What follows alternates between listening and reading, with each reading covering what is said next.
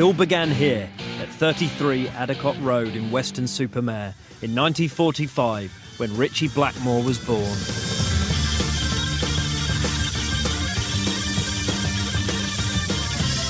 He would go on not only to write one of rock's most famous riffs, but to explore a number of musical forms including Bach, classical symphonic rock, hard rock, blues and medieval ballads. Ritchie was interested in the guitar from an early age, but his father insisted he took proper lessons.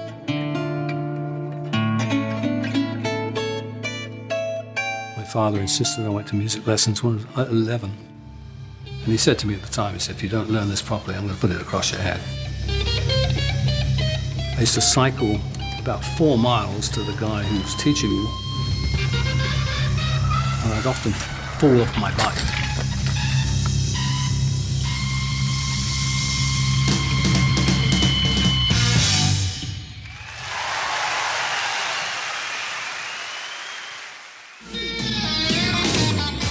Throughout his life, Ritchie has been the object of much criticism, adulation and speculation. But until now, he has never given the world his take on his story. A story with more than its fair share of tantrums, breakups, rivalries and rows. He was such an advanced musician, way ahead of his time. Way, way ahead. He's a fireball, you know, he really is, he's beyond belief. His technique is incredible. Where did that come from? I have no idea.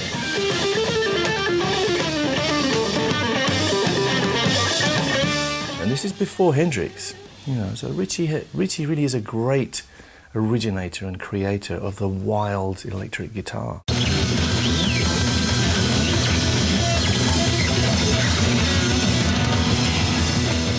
way he holds the guitar and everything, that's, you know, sort of ingrained in my mind as that's what a cool guitar player is supposed to look like. That's how they're supposed to behave. In a lot of ways, it's a little tragic that Ritchie didn't stand up and shine the light on himself, which is why I'm happy to be here. He needs the light right on him because unlike many people, he actually deserves it.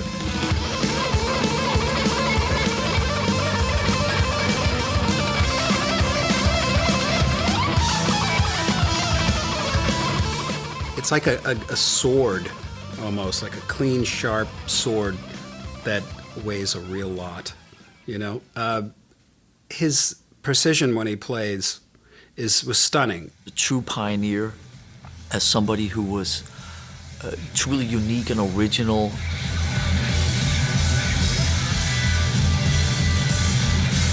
To me, he was like the Caucasian Hendrix.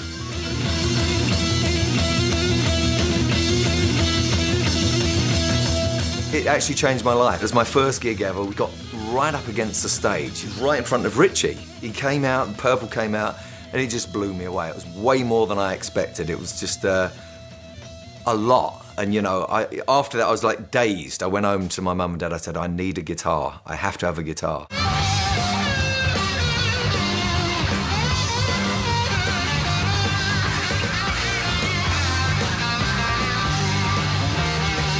He is measured, he is thoughtful, he knows the value of clear space, of daylight between the notes.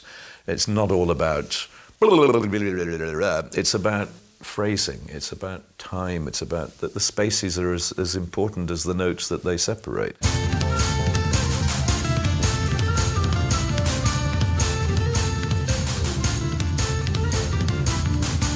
It's a mystery. I still find Ritchie Blackmore a complete mystery.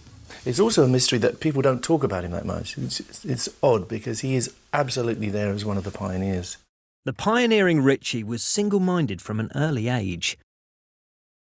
I won't do what I'm told to do, and that seems to go back to when I was 5. I've seen pictures of me at 5, and I remember distinctly my mother saying, "Smile for the cameraman," and I'm going, "No." And I felt a resentment to the cameraman.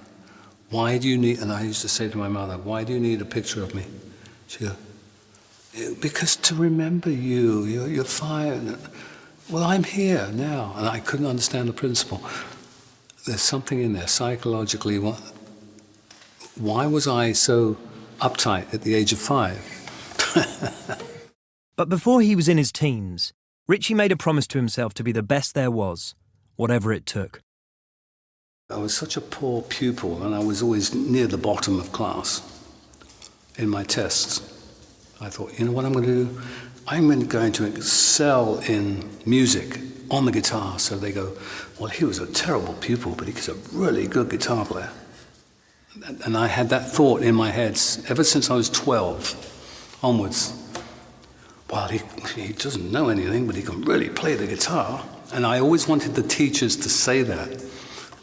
Will I scream for more while the cancer dying? From the age of 18, Ritchie worked with producer Joe Meek as a session musician in London and toured with Screaming Lord Sutch. And later with Gene Vincent and Jerry Lee Lewis, until the gigs dried up in 1968. I was working in a dry cleaners. I had about 16 telegrams from Chris Curtis, who was in the band The Searchers, who I'd met in Hamburg. And he really liked my playing. And he said, I have a backer. I want you to come to England. We're going to start a band. You're going to play second guitar. I went, okay. Who's playing first guitar? I am, Chris Curtis. Oh, okay, good. Who's playing drums then? Because he's a drummer. He said, I'm playing drums. Bass? He goes, I'm bass player. I went, yeah, I kind of thought that was going to happen. I said, is there anybody else in this band? He said, we have a keyboard player, John Lord. It was the start of a partnership that would last for 25 years. We played together for a little bit, and I realized how good he was, and it was mutual. I said, I can get a brilliant drummer. And John said, well, I know a really good bass player. That was Nick Simper. And so we just needed a singer. They took on Rod Evans as vocalist, and Chris Curtis soon dropped out to be replaced by Ian Pace on drums. All they needed now was a name. John put in Orpheus. The drummer put in The Hill. And I put in Deep Purple, just because of the song, Deep Purple. Grandmother used to play it on the piano, and they seemed to like that. In those days, you have to have a double-barreled name. You know, the Moody Blues, Pink Floyd, Deep Purple. It was a name that would become synonymous with British hard rock and launch the career of Ritchie Blackmore.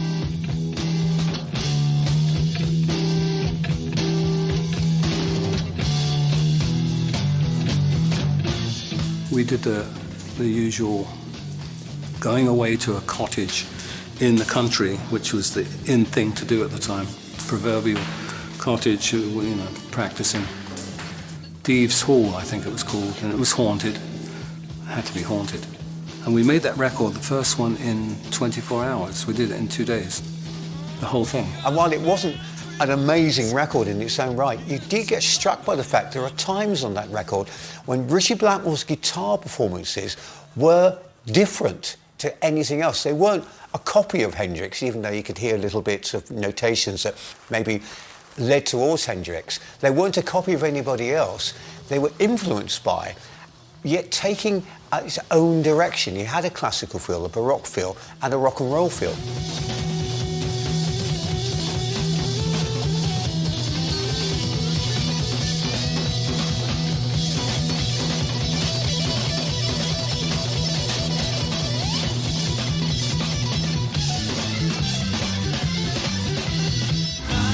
Some tracks also had a distinctly pop feel, and it was a cover of a Joe South song, Hush, which launched the band in the USA. Hush, hush, I thought I heard her calling my name now. Hush, hush, she broke my heart, but I love her just the same now. Back in England, Ritchie heard Robert Plant singing. There was a place called Mother's in Birmingham. Robert's there singing, and I'm going, my God, who's this? He was an amazing singer. He had the range, the voice, and the look. That's when I decided we have to get someone who can belt it out, and project, And that's when we got Ian Gillan.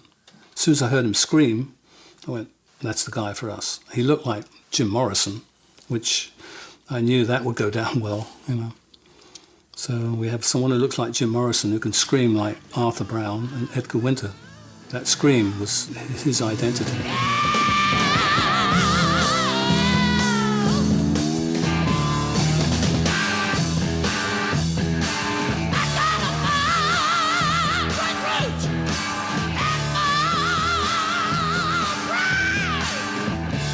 In came Ian Gillan and his Scream, and new bassist Roger Glover, and out went Evans and Simper.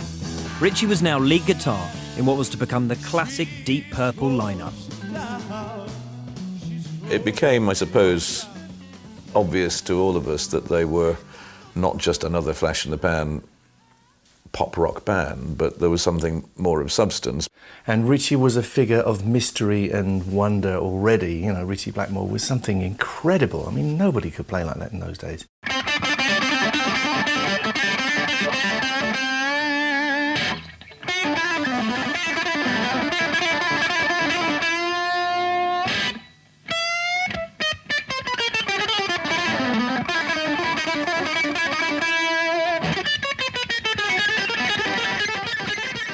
No, it's not just speed. You know, there's a lot of people who can play fast, you know, now, but they can't be Ritchie Blackmore. He plays right on the money and leaves enough space to allow the music to breathe and the listener to become enveloped in the whole atmosphere of what's being performed and created and generated. I went through a period of shredding and thinking that everything revolved around speed.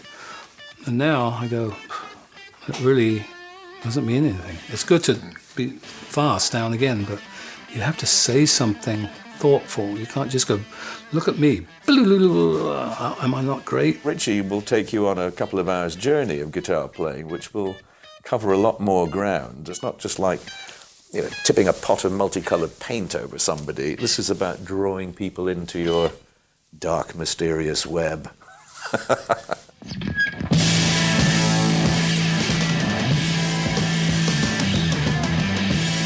But while Ritchie was keen to develop Deep Purple as a rock band, his co-founder John Lord had other ambitions. John Lord was inspired to write a concerto for group and orchestra, and it was a big challenging venture. The band The Nice had previously recorded with orchestras and had classical aspirations, but John Lord wanted to write a really sort of important piece that would include the group with an orchestra in a kind of artistic way, a way that would work effectively. And they tried it out at the Royal Albert Hall, and it was a big success, a big challenge.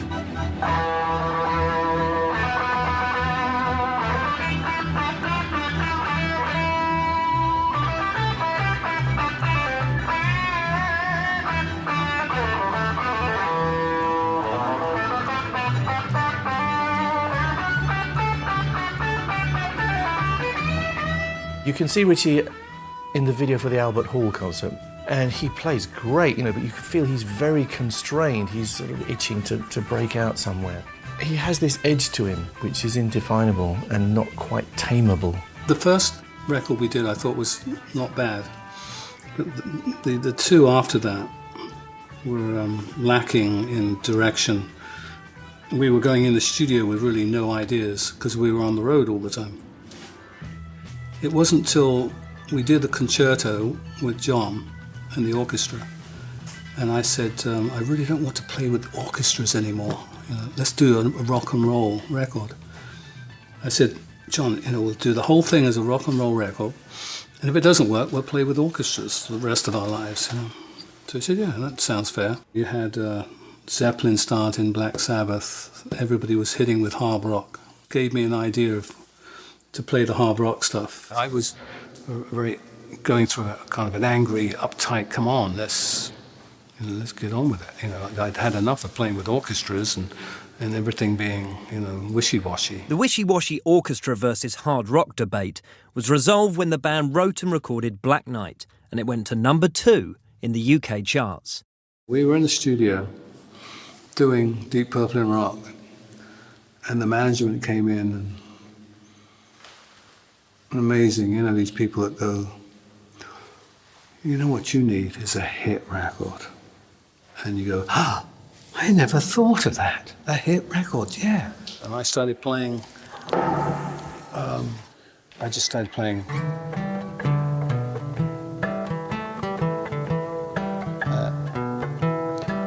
okay, let's have a verse. Put a verse in there.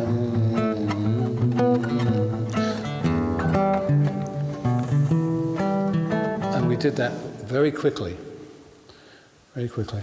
And all of a sudden, of course, that went to number one, or number two, number one. It was funny how it was written like that, very quickly. And that's the best way to write a song.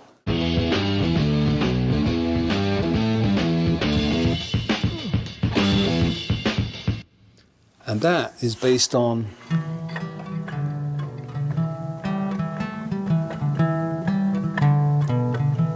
Ricky Nelson put out a tune called Summertime in 1958, which, you know, he's singing summertime, summertime, and the living is easy. That was the bass riff. The top line was right,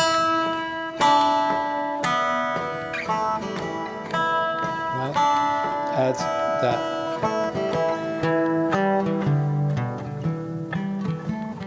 So right there, you've got 2 hit records, because if you go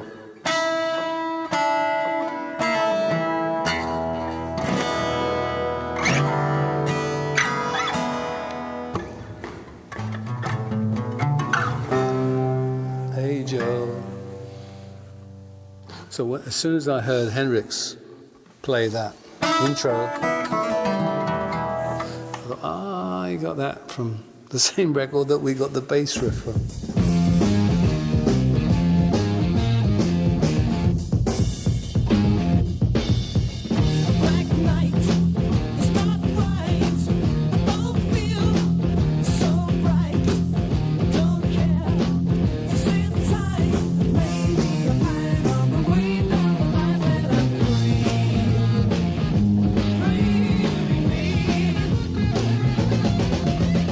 The band were on a roll, and in 1970 their 4th album, Deep Purple in Rock, reached number 4 in the UK charts and went gold in Britain and America. I just knew that I was happy with it at the time, because the previous 3, I thought we don't know where we're going. We're dilly-dallying, we're going all over the place. Ballads, bit of blues, folk, it was like mishmash. People like to get a record and put it on and go, I can leave that on and it's party time. Well, the Deep Purple in Rock, of course, was the definitive album, I think, for Deep Purple. It was the era of Black Sabbath, of course, and Led Zeppelin.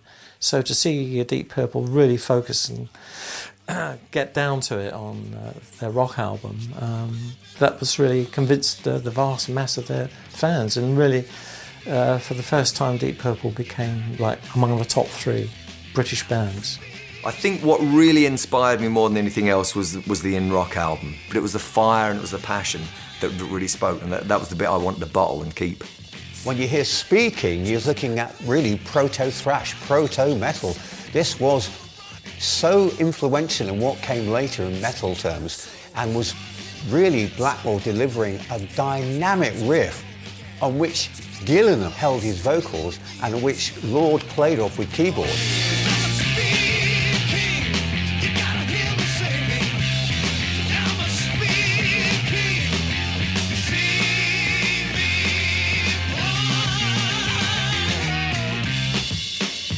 And Child in Time is just phenomenal. It's a remarkable piece of epic music. It's a story. It's almost biblical in the way it reaches out and envelops you. This was a classical piece of music. This was a performance by a band on an orchestral level.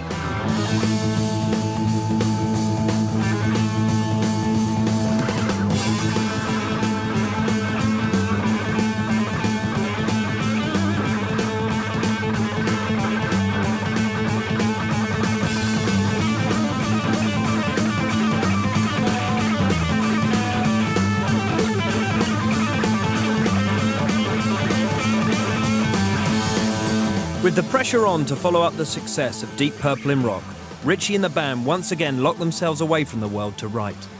We'd rented this old dilapidated house down in Devon, and everybody had their bedroom, and mine was full of flies, and it was a dreadful place, but it had a good vibe to it. So we were into doing lots of seances at the time.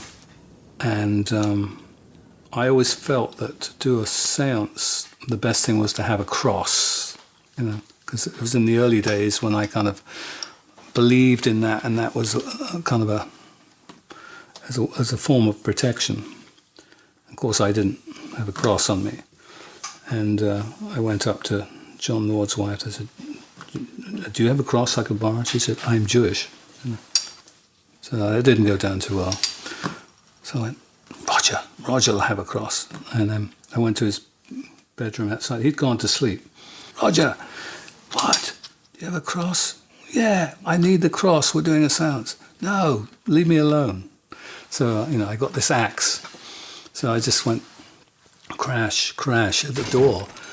And it kind of made a hole. So I'm axing the door down, you know, and I got through the hole, you know. Went over to him, "I want your cross." He'd go, "Get off, get off." Roger's a very gentle man. Violence doesn't often occur to him as a means to anything. It was very un-Roger-like, what followed, you know, Roger chasing Richie around the house with said axe. You know, like, "Roger, wow." So that was a lot of fun. There once was a woman, a strange kind of woman, the kind that gets written down in history. In 1971, they released a new single, Strange Kind of Woman, and a follow-up to their landmark Deep Purple in Rock, the album Fireball.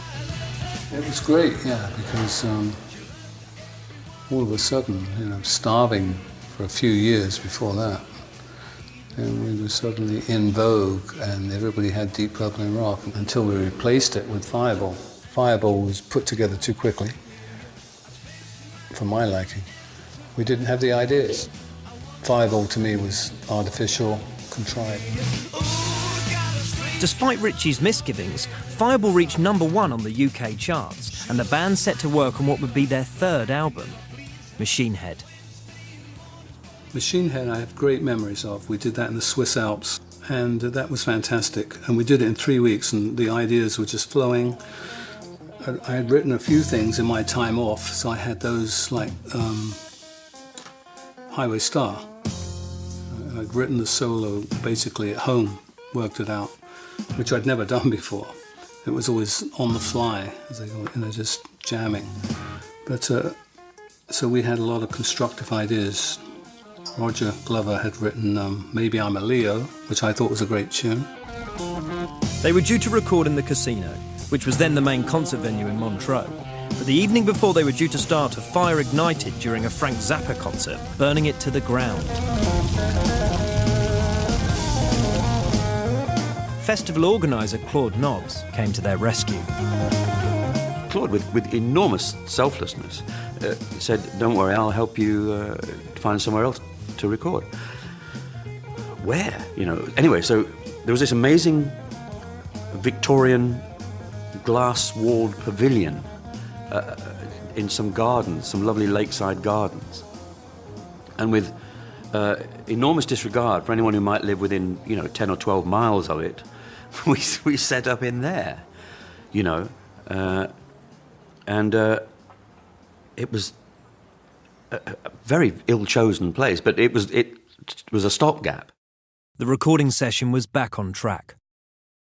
Richie was astonishingly prolific with guitar riffs, profligate almost. They would just tumble out of him, and that was heaven, absolute heaven for a band. Because he was a guitarist who just would never tread, it seemed, the same road twice. And it was the fire that had destroyed their original recording venue that was to inspire the song that contains one of rock's greatest riffs. When we got back to the hotel, there was we looked out of the window. I think we all had stiff branders or something. We looked out of the window, and you could actually see the smoke from the casino coming across the lake. This big billowing cloud coming across the lake. Hence the title, Smoke on the Water. The boys came up with that. Well, the first time I heard Smoke on the Water, of course, from Machine Head, it was one of those riffs that hit you right away. It was a bit like Sunshine of Your Love by Cream, or A Whole Lot of Love by Led Zeppelin. It was just, I don't know where guitarists find these riffs from, actually. When we did Smoke on the Water, it was just Ian and myself, Pacey and myself, I said, what rhythm haven't we played? And he went, he laid that down. So I just went, that's where we were. You know. The next minute, the police were knocking at the door because we were making so much racket. And we knew it was the police. So we said, let's go for a take before they throw us out of here. Every guitar player dreams of doing with its creators. Every kid who ever picked up a guitar can do ding, ding, ding. The funny thing is they all do it different. That's the nice thing. And I found that I had it in my head how to play it. It was completely different to the way Richie plays it. Somebody said that music, you know, has many different colors, and one of those colors is silence, simplicity. The quiet parts, the easy parts, the parts you can immediately grasp onto and wonder why you didn't write it yourself. That's genius. That's a genius riff. Wish I'd wrote it.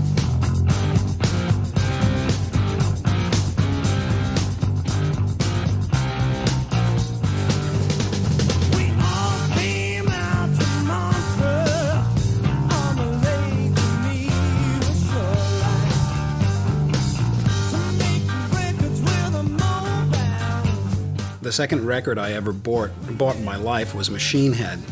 What an album. Oh my God.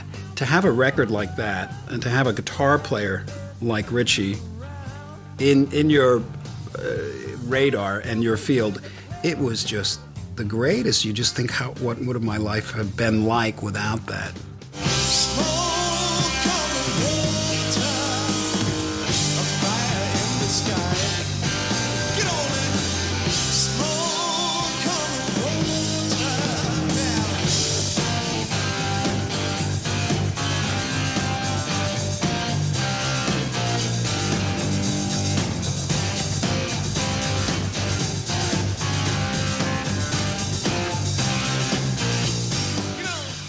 It's the way Richie plays the riff is not the way that two generations of kids have played it in the guitar shop, you know, and driven people mad, to the point where in some shops in London it says, you know, if you're trying out a guitar, please don't play Smoke on the Water, you know. Well, the first guitar, that guitar right over there, you see the Strat with the maple body? That was my first real guitar. And I got it because of the poster on my wall in my bedroom of Richie playing. It was that guitar. And that's what I wanted. I wanted the Richie Blackmore Strat.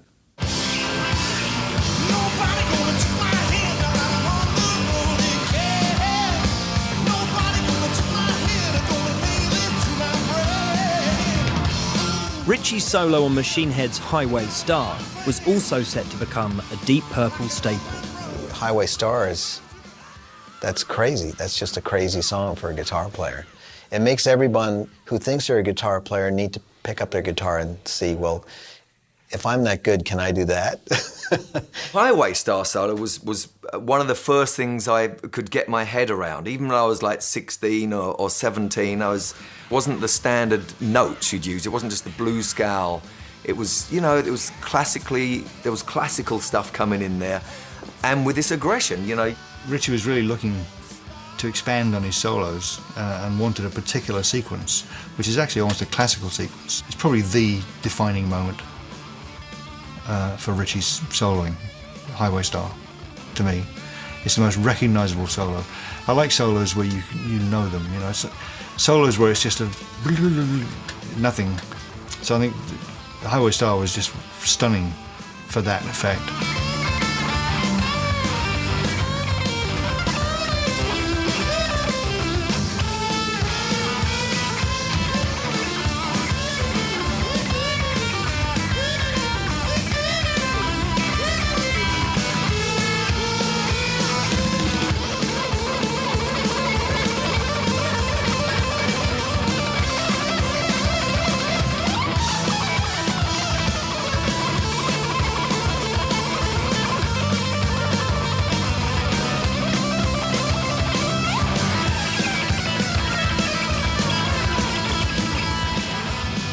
I always thought American players always go right to the edge of the cliff and fall off and wave as they're going down.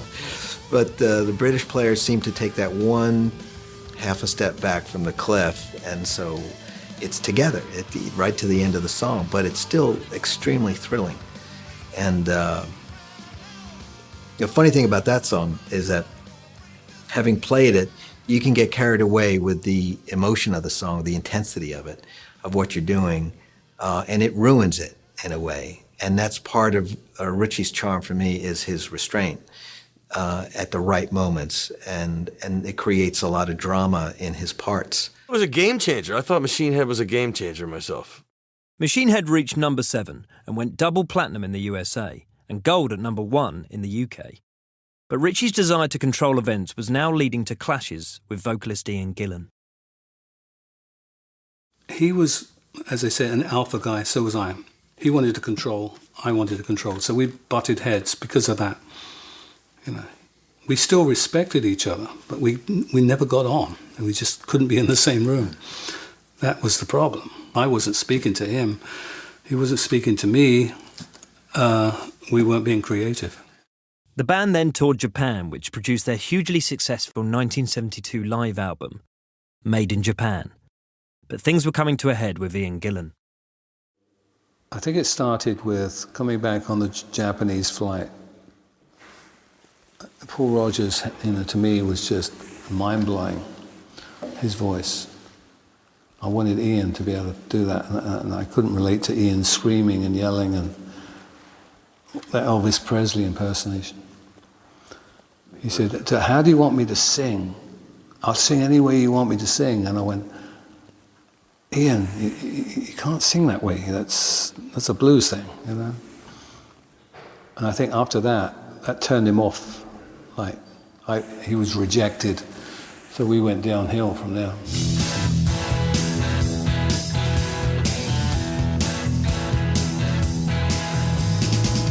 The aptly titled Who Do We Think We Are was to be the final album before Ian Gillan and Roger Glover left the band.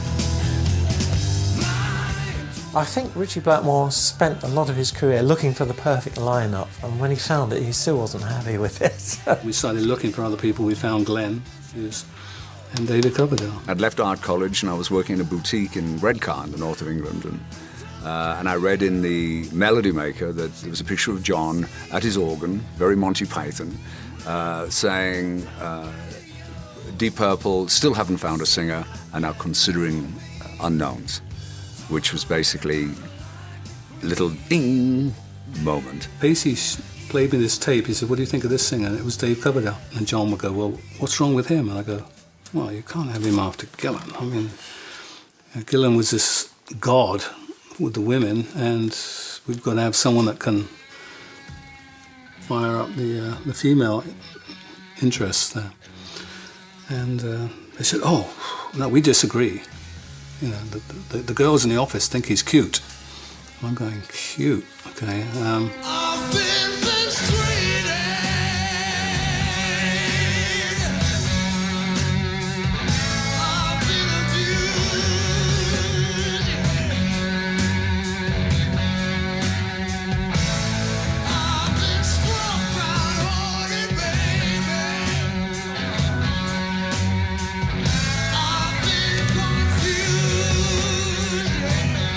And we did Mistreated, which is the bluesy thing, and we had that voice, Paul Rogers kind of overtone to it.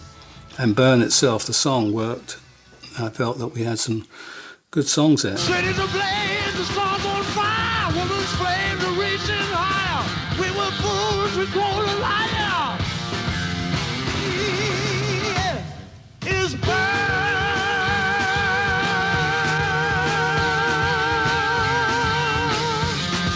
Of course, Glenn was very effervescent. He had a great funky way of playing the bass. He was a very rhythmic bass player. You didn't believe the water of the sperm. She said, "Curse the war, you'll never learn. When I leave, there's no return." The people laughed, so she said, "Burn." Because before that we had more of a bom bom bom bom bom bom bom. Glenn was more bom bom bom bom bom. There would be this rhythmic. He's very good with his rhythmic syncopation.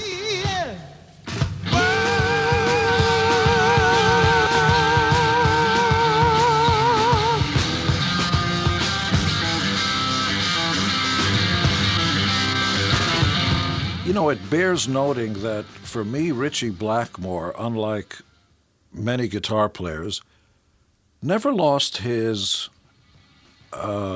edge, if it were. Burn is every bit as important as Space Truck and some of the later stuff. You can actually hear a guitar player at the top of his game.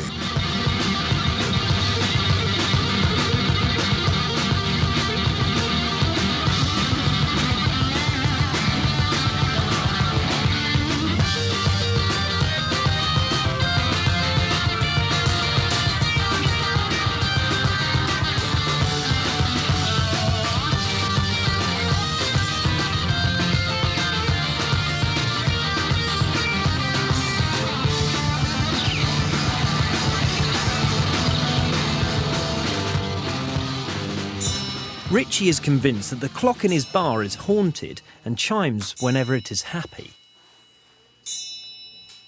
Very happy. So it doesn't do it at a set time, really? No. It just Oh, no, only when it's happy. It'll stay off for months. It's haunted. It was given to me by a friend.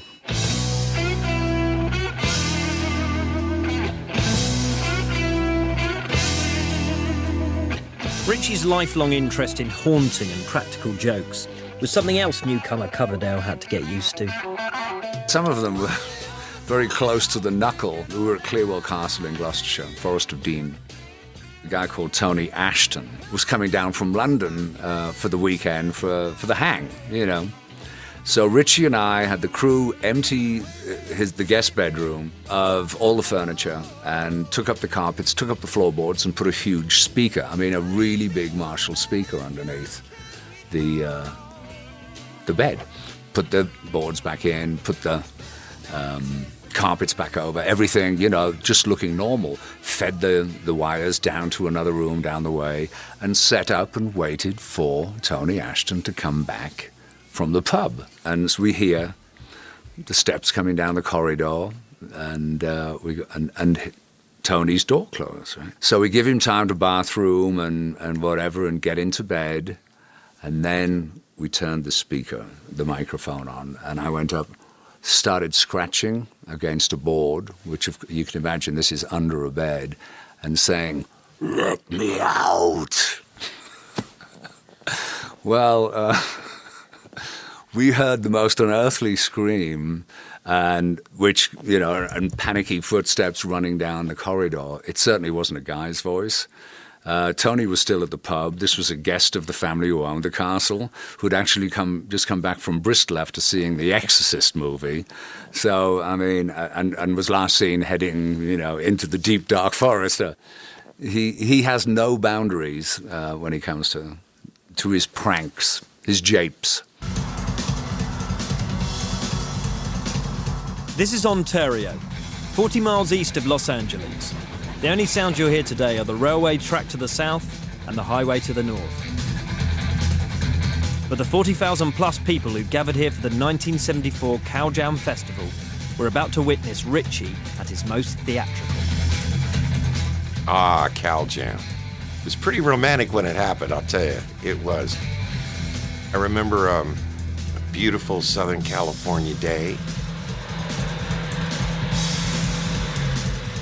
I'd come from driving in little transit vans, local gigs, into flying in a customized private 707, 727, the Starship, which is how we flew into that environment. It was breathtaking to me.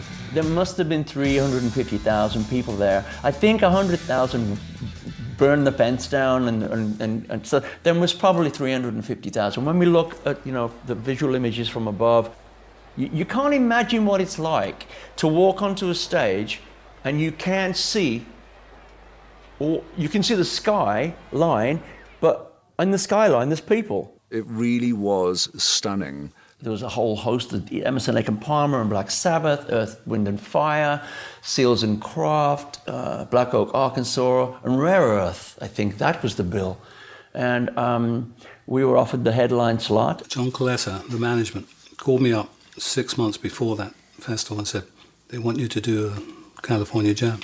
I said, no thanks, I'm not interested in any more festivals. They're a nightmare. There always will be. There's always complete catastrophe backstage. Nothing ever goes right. You're always on late or early, or the billing is all wrong. It's just awful. I said, you know what?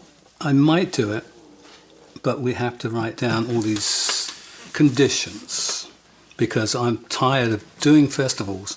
We're going to go on at dusk, which is 9 o'clock around there. And I said, we'll be the first band with lights because that's important. It's a subliminal thing. People see lights and they go, I really like this band compared to the rest of them. It's only because they've got lights going on. And that's a psychological thing that I've noticed. So I insisted on that. And he said, absolutely no problem.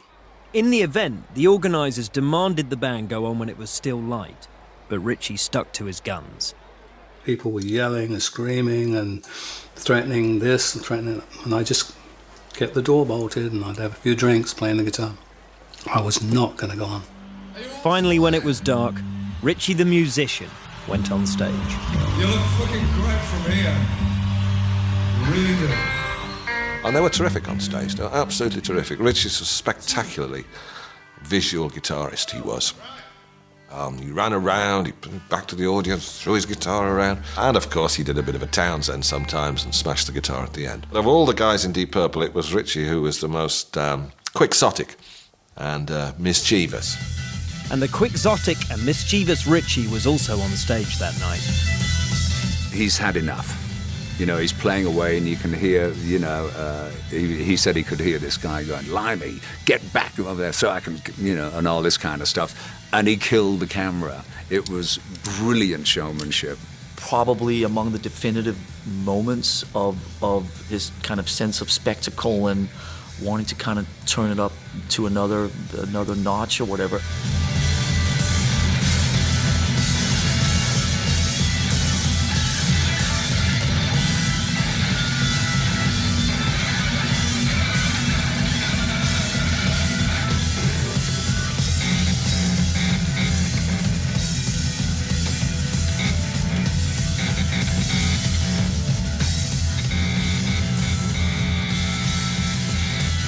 Ritchie had plans for notching things up even further.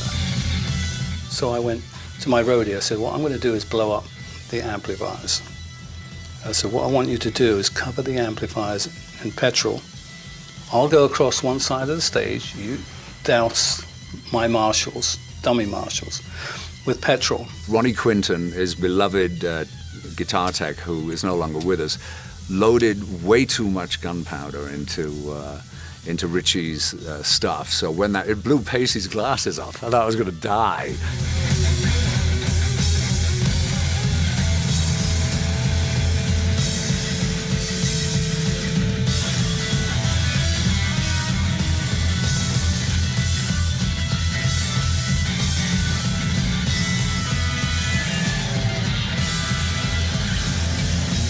Exploded and like blew a hole in the stage. Pacey's glasses got blown off, so he can't see anything. It made some cameraman temporarily deaf. So, but it looked great. Everybody was up and happy. Deep Purple just killed. I mean, they killed. Because, you know, this was still a bit of the transition into heavy metal. Still kind of new. They really came through, let me tell you. They were good. I was a total novice outside of the remarkable schooling of working men's clubs, and it's just a walk in the park, you know, after you've played Wingate Constitutional Club. Yeah, he did a great job. You know, he pulled it off.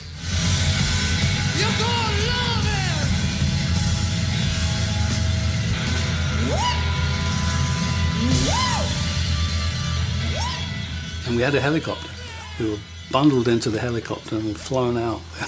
The police were coming to arrest us for blowing up the stage, being dangerous to all the people, what have you. You know, it worked, and the idea was to upstage ELP, which I think we did.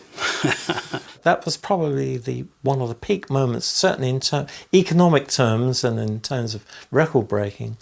That was one of the highlights of Deep Purple's career because they played to this vast audience. I think it's in the Guinness Book of Records, some hundreds of thousands of people at this event. I think it got better musically for them. You know, they continued, thank God, to progress musically.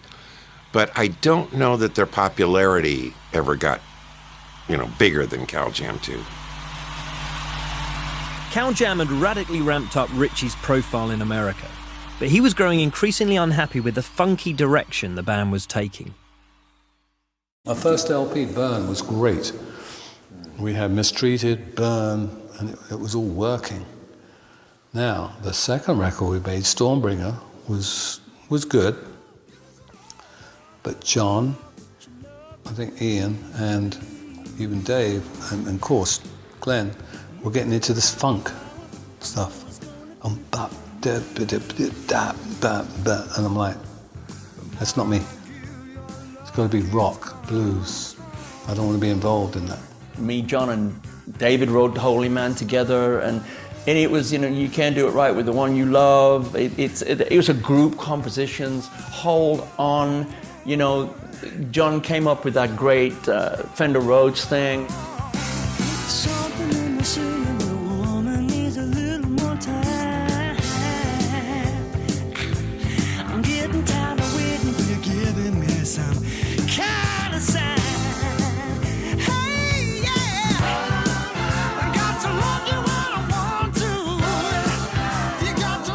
And with his Deep Purple colleagues unwilling to take the music in the direction he wanted, Ritchie now found someone who was, a singer named Ronnie James Dio.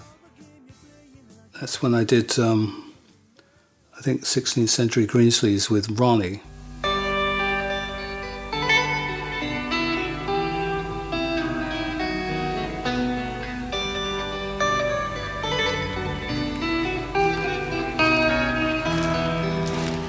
He actually recorded an album with Ronnie and the guys in Elf, and we didn't know about this.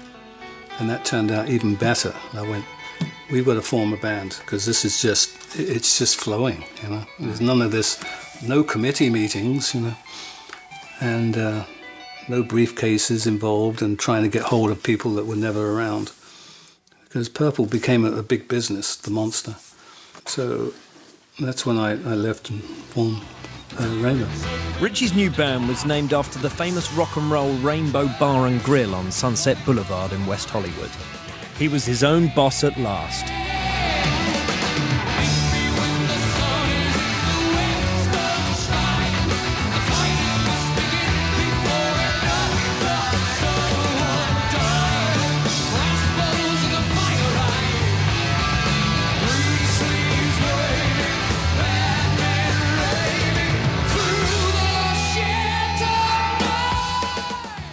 It's very exciting. We had Ronnie Dio.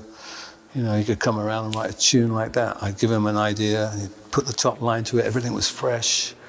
You know, he had that ridiculous voice. After the first album, Ritchie Blackmore's Rainbow became simply Rainbow. We held auditions to put Rainbow together. And the 13th drummer was Cozy Powell. And he was the only one that could play a shuffle. And I was looking for some fire, you know. And then Cozy came in and he did it.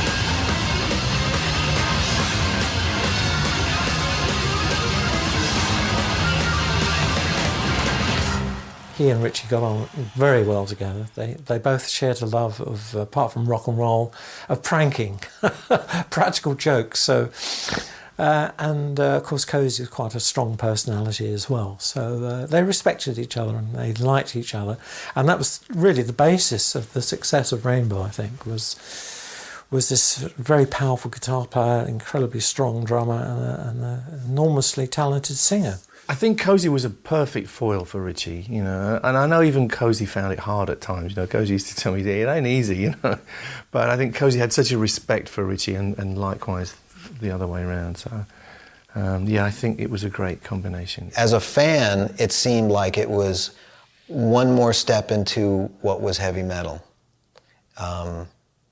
Certainly with Dio singing, it was a remarkable step forward in that genre. I mean, a lot of people today, they listen to those records and they think that's where it really started, you know. It's almost as if he's playing more on those records. There's like more of Ritchie on those records. It was a band in his own image, which Deep Purple were never. Deep Purple were partly his image and partly his creativity, but it belonged to everybody else. Rainbow was him. Rainbow is his definition, his moment of stepping into the spotlight and saying, this is me, this is where I want to go. Cozy suddenly turned around, Cozy Powell, and said, you know who my favourite band is? It's ABBA. And we all went, oh, ABBA. How could you? As in like, and he's like, yeah, I know, but that's my favourite band. And then I said, and mine. And then I think the bass player there went, and mine. And we suddenly all went, let's play some ABBA. But, unsurprisingly, no ABBA tracks made it onto the band's second album, Rainbow Rising.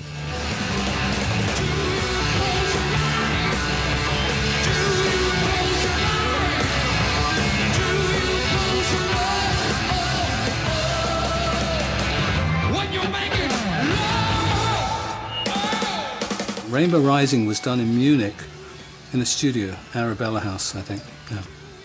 That was done quickly and done very well, and we had a good time playing it. By the time we got to Long Live Rock and Roll, things were getting...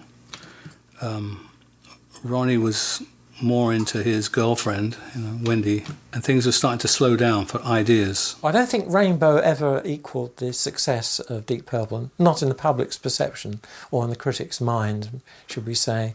Despite the fact that it did produce some great music. It was a great live band. It was very entertaining and gave Ritchie Blackmore an opportunity to play with other people. As far as the personnel changes go, you would need an abacus and a Cray computer to figure that one out. That family tree is tall, wide, and complicated. But through it all, there was Ritchie Blackmore.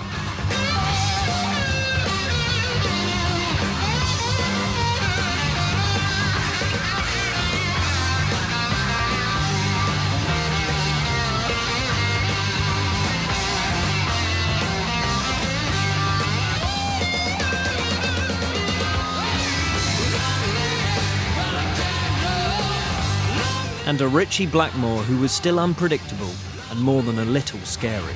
I've seen Ritchie lose it with someone, I better not say who it is, but it was very explosive. Yeah, he doesn't suffer people to be fools. And and I know Ritchie can be quite physical. Ritchie got physical in Vienna in 1977. We were playing in Austria to about 5,000, 7,000 people. It's a good show, and this little girl had come up to the front stage. She'd come up and kind of like handed up a note, like, oh, I'm a big fan of the band, or something like that, I don't know. And I'm just watching her, and the next minute she gets hit by this guy with a truncheon, and this bouncer. And of course I thought, he's not going to get away with that. So and I kicked him, and I have strong legs. So of course I broke his jaw. He went down, blood, and I went, oh. The resourceful stage crew hid Ritchie in a large flight case and pushed him towards the exit. Every exit had police helmets and dogs, and they were about to push me up into the truck, into the lorry, and they insisted, opened it up. Of course, I just came out like a jack in the box. Hi, everybody, And then they locked me up for 4 days, which was pretty miserable, because the first night they would just like throw me on the floor, and they wanted to beat the shit out of me because I just hit one of their guys. The consulate was of no use whatsoever. They just came and said, you've done a really bad thing. You might be here forever. It's like, that's a wake-up call. I had a bad temper. My temper is not so bad anymore, because I always think about that. As well as his unscheduled jail visit, Ritchie now had to contend with a changing music market and an unchanging Ronnie. Look away from the sea. I can take you anywhere.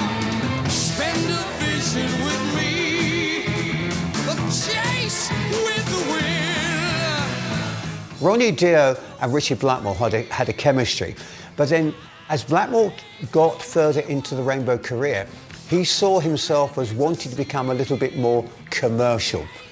And Dio very much wanted to stay into the myth and dragons field that he put forward in the lyrics, metaphorical rather than physical and actual. So that the two of them went their separate ways, as we know. But that isn't the whole story, as Richie now reveals. Wendy apparently had told him transatlantically, she said, called him up and said, Ronnie, Richie's on the front page of Circus magazine in America, and you two aren't. It should have been the three of us. That's what did it. And he said to me, he said, Cozy and I are not going to we're not your sidekicks, and we're not standing for it. I don't want to work with someone that's that trivial, that ridiculous. I said, I can't work with this guy anymore. Just get him out of my life. And I remembered Graham Bonnet from the Marbles. And I said to Roger Glover, I said, what about trying to find him? I wonder what he's doing these days. So I had to learn a Rainbow song because I knew nothing. I didn't know who Rainbow was. I had no clue. So I had to go out and buy albums and listen to the music. And I thought, well, I don't think this is really me. You know, I'm more into like R&B and pop kind of stuff. That guy had an amazing voice. Could sing an F sharp above top C, and that was going some. I remember going over there one afternoon, I heard this, Will You Still Love Me Tomorrow or something in the background. And it was off of my album. I said to Roger, why is he playing that? He said he just loves your voice. Richie also loved the idea of being more commercial. These four walls are closing in. Look at the picture put me in. Since you've been gone, since you've been gone, I'm out of my head, can't take it. Could I be wrong? But since you've been gone, you got the spell so breaking. We needed some radio playing. We were a little bit too underground. So Since You've Been Gone, got rid of that, and we got it to number one. All of a sudden, we were a big band. Yeah, we were riding high at that time. 1980 was our biggest moment, I think. We were quite big in England. I love Since You've Been Gone. It's uncompromising, and it has the perfect element of pop, which is you can sing it and it's in your head all day, and it's passionate. It has a real tug on your emotions. But Richie's in there, you know, Richie is powering the whole thing. And the solo is just brilliant.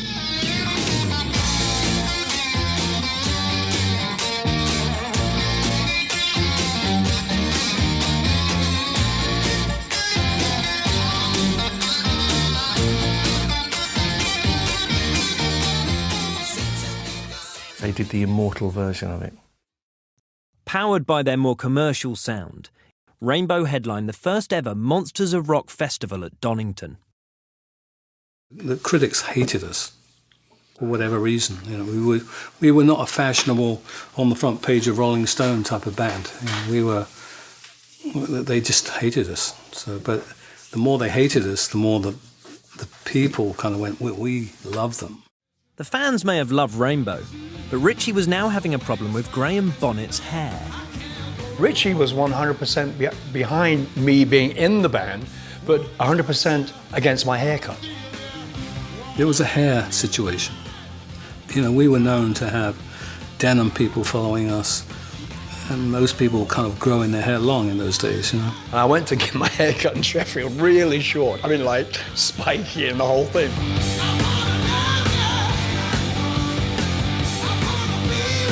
And I went on stage, and Richie hadn't seen me all day, and there he was playing his guitar, and, you know, the first song comes up, and he turns to me and he goes, you know, his mouth dropped.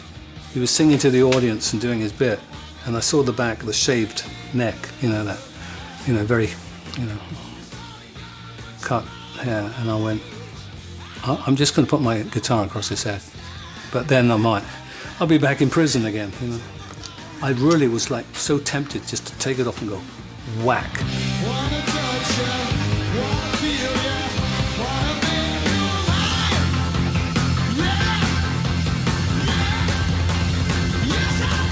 Graham Bonnet and his hair lived to sing another day, but he had no luck persuading drummer Cozy Powell to stay on board.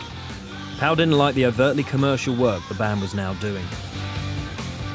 And he was gone. And it was a very, very sad day. And he left the band, and later I did. That was my last show too, but I didn't know this at the time. Graham Bonnet was a great singer, and Down to Earth is a thoroughly undervalued Rainbow album.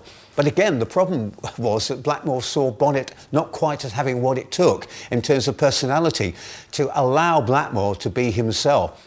The songwriting wasn't good the way we wanted it to. It was very slow. Nothing was happening. We had one song, and that was a song that Russ Bollard wrote, I Surrender, the song was called. And that's all we had. And so I left because Richie didn't come to rehearsals sometimes.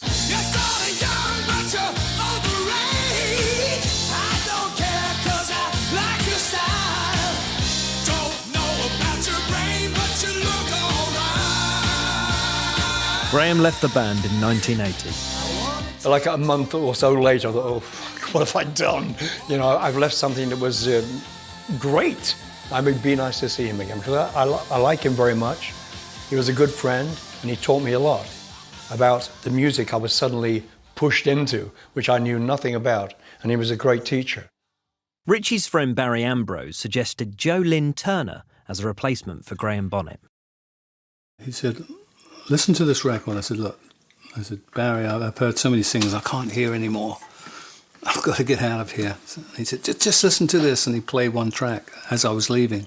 And I went, actually, that sounds interesting. Who is this guy? And he said, guy from New Jersey. I didn't know that he came to see me.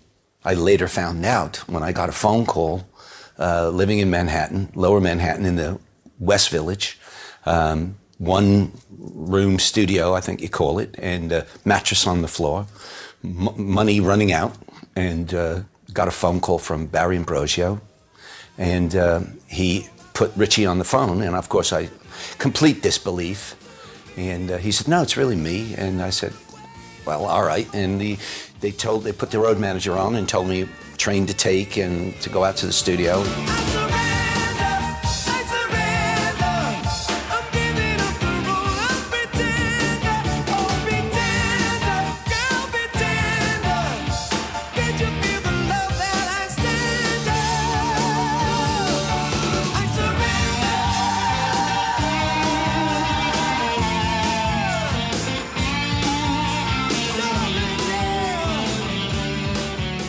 Playing in New Jersey, I went to see him, and I really liked his voice, very resonant, warm. He came in with a couple of beers and said, you got the job if you want it. And I said, I want it, I need it, and kept me there in the studio, and we just kept being creative, and Glover and I started to write more lyrics, and we finished the album Difficult to Cure, like in a couple of weeks, I think, since my entrance. Richie recorded 3 Rainbow albums with Joe Lynn Turner. I think I wrote with Joe one of my favourite tunes, which is Street of Dreams. That to me was the ultimate Rainbow song. I love that song. It would come on the jukebox, I go, I'm proud of that. Because it was exactly where I wanted to go. When we heard it, we knew we had something. There was just chills up and down our, we felt it. We said, man, this is deep, this is something.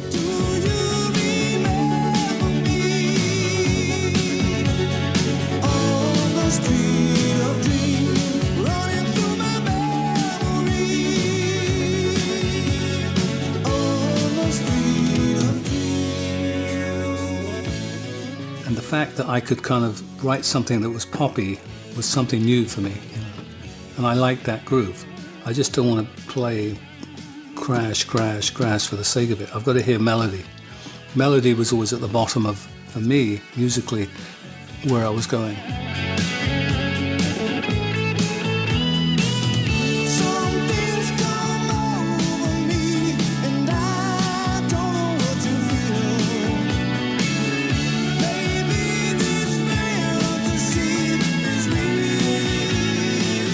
While Richie had been developing Rainbow, his Deep Purple fans still wanted to see the classic Mark II lineup back together again.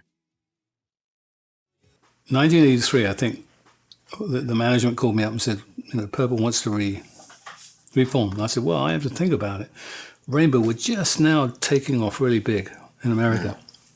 You know, we're really getting somewhere. We're doing big shows, and I don't know if I want. It's so easy to just go back to Purple, you know. And I was like, you know. And Gillan was really up for it, and I'm like, okay, you know, let's try it. You know. I put up no fuss, no fight, no nothing like that. So I really felt good about it. And also at that point in time, I had a solo album for Elektra Records, and things were going well for me, you know, and Richie and I promised to get back together again anyway. So I had no compunction about it. I felt good about it. Of course, there was money entered into it, and the management was going, it's worth X amount. And I'm like, you know, it might be an interesting idea. Okay, I'll try it. Cut a long story short. So we did it. You know, we had a good time. Perfect Strangers was a good record, and we all had a good time doing it. And it was very comfortable being with Purple.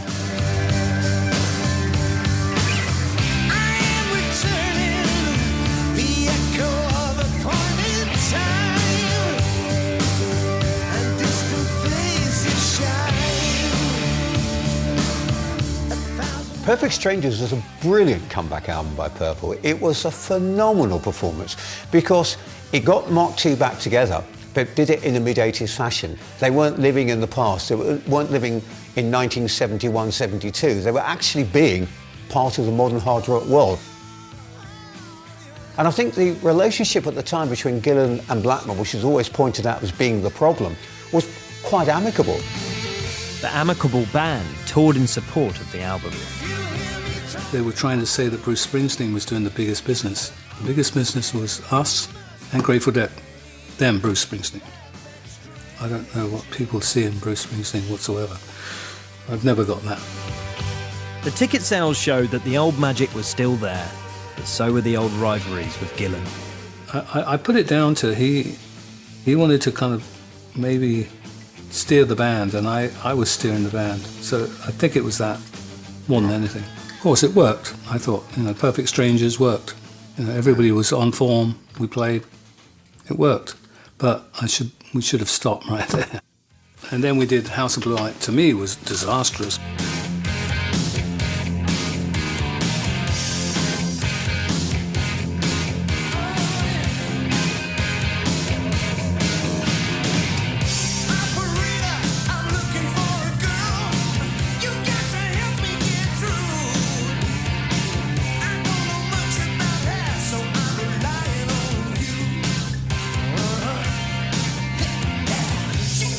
And the relationship with Ian was soon back in the disaster zone too.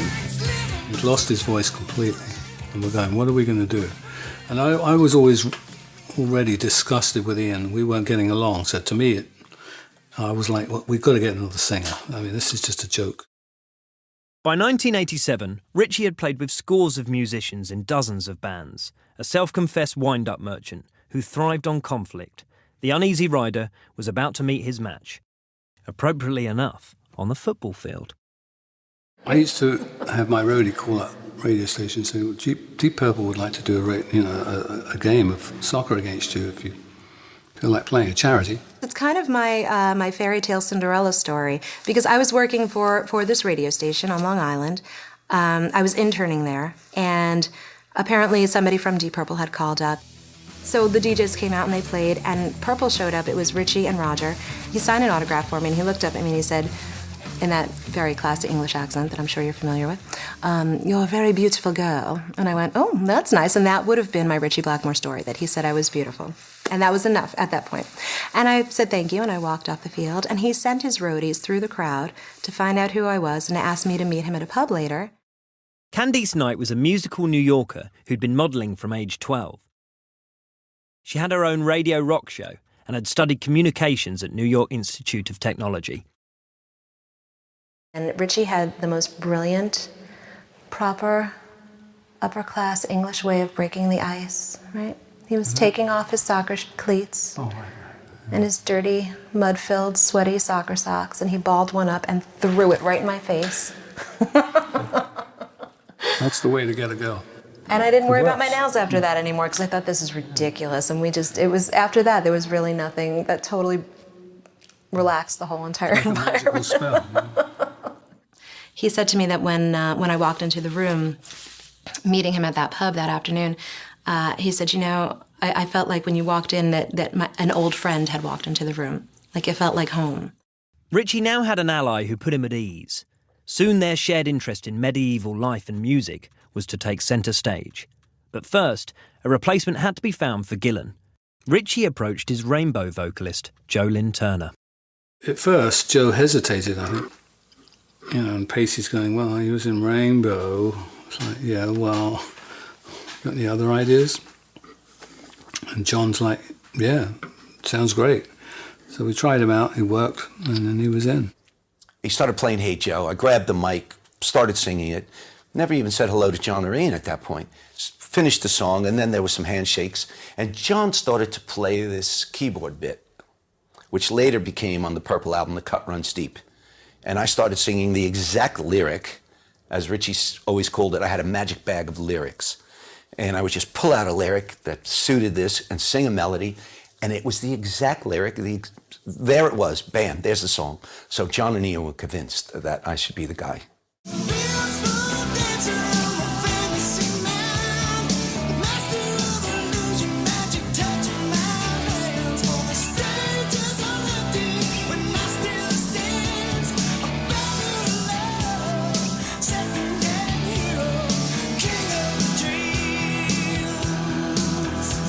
But it was to be Jolynn's only album with Deep Purple.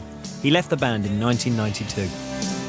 There was a lot of frustration going on, a lot of unhappiness. The guys, I believe it was Ian and John, and I say this with all love and respect, felt they needed Ian Gillan back in the band, and Richie was staunch about me staying in the band, and there just wasn't any way that I could deal with the emotions that were happening. So I think I quit and got fired at the same time. Whatever, it doesn't really matter. But it was nerve-wracking and just turmoil and very stressful. Meanwhile, Richie and Candice had moved in together. By 91, I had moved in with you. Yeah. She'd moved in, but I didn't know who she was. I just knew there was a great female in the house. I was like, hey, I'm not going to knock it. I locked my door every night. I bolted it. I was on tour as his girlfriend, yes. But at our parties at the house, when we have parties at our house, everybody has to contribute something. So if Richie's going to bring out the acoustic guitar and play for people, he wants everybody to give a little bit of themselves. So he doesn't care if it's a speech about the Alamo, right? Or a tap dance or a song or something, anything. So when I was at the parties with Richie, he and I would be doing songs together. That's how he first got me singing with him. The first song they wrote together was a wedding anniversary present for Candice's parents. But this is something that the Rainbow would never have done, play a waltz. A waltz, go.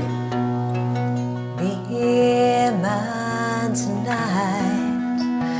We'll travel through all our memories in our own little place in time. You've always been mine. Just follow me. And what we didn't see. Through the years, that was very subtle. I feel your love beside me through the laughter and the tears. You've conquered all my fears. First song we wrote. Be Mine Tonight. That's what makes me laugh when people say, oh, she must have made him do Renaissance music, because you don't make him do anything. You never make Ritchie Blackmore do anything. Everything that his choice of direction is solely up to him, and I feel like I'm really on a journey that he's kind of led the way and taken, he's the captain of this journey. I'll be the co-captain, that's fine, Richie would make one more album with Deep Purple. With Jolyn Turner gone, the band put down backing tracks and looked for a singer. The band thinks that we should get Gillan back and the record label. They sent the tapes of Ian singing like 3 songs that we'd done, 3 backing tracks. He'd put his voice over, and I'm like, this is absolutely dreadful. this is rotten to the core. This is just rubbish. That's how bad it was to me. It was deadly. And then he said, well, how much would you take to work with that? I said, well, it really doesn't come into it. You know. The album was made with Gillan on vocals, then the record company wanted the band to go on tour to promote it. It was also the 25th anniversary of Mark II. Ritchie demanded a vast fee, thinking it would be refused, but his strategy backfired. I went, you know what? I'll take X amount, which was over the top, just to get them off my back so I could look for another singer. And they came back with, BMG. Okay, I'll pay you that if you work with Gillan. And I went, now I'm caught.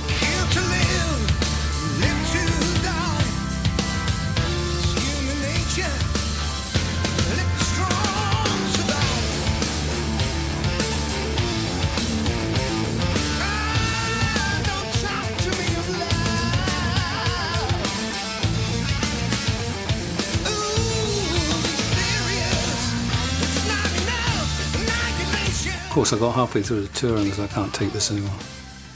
I'm selling my soul here. This is awful. This is dreadful shit, you know. Ian and I had a showdown with spaghetti, and it was in Cleveland. Jim had picked up my food from catering, and Ian had gone, "Who's that for?" And Jim goes, "Well, it's Rich's food." He said, "Let me add some ketchup to it." And of course, he put ketchup all over it. And I went up to him and I said, "Did you do this to my food?" And he went, "Yeah." And with that, I saw John Law go, and they all parted. It was like a high noon, you know. I went, "Really? And then I got it and I went right in his face. Well, Battle Rages On was the first time we played in Czechoslovakia, and he asked me to sing the, just like a vocal part, just ahs, like background ahs. Candice was singing off stage and out of sight, which confused some local reviewers. There was a Czechoslovakian paper who had written a review and said that John Lord must have sampled a female vocal into his keyboards because they could clearly hear some girl singing.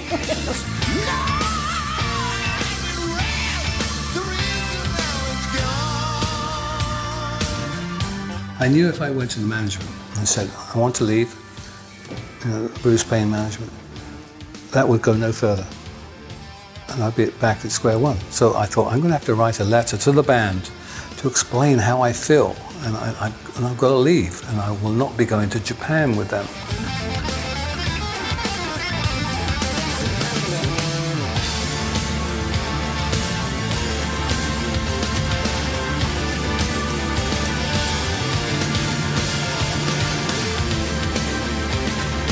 Ritchie played his last concert with Deep Purple in Helsinki on 17th of November 1993. So we went back to the hotel, and we proceeded to say goodbyes. I think I said goodbye to Ian Pace. That was it. Everybody else just ran away. Pacey came up to me and said, "Make some good decisions," and left. And Candy was with me. And I think John was too embarrassed to say anything. John went right up to his room. Yeah. It was such a relief. Ritchie reformed Rainbow, now with Doogie White on vocals, and made one final album with them too, Stranger in Us All.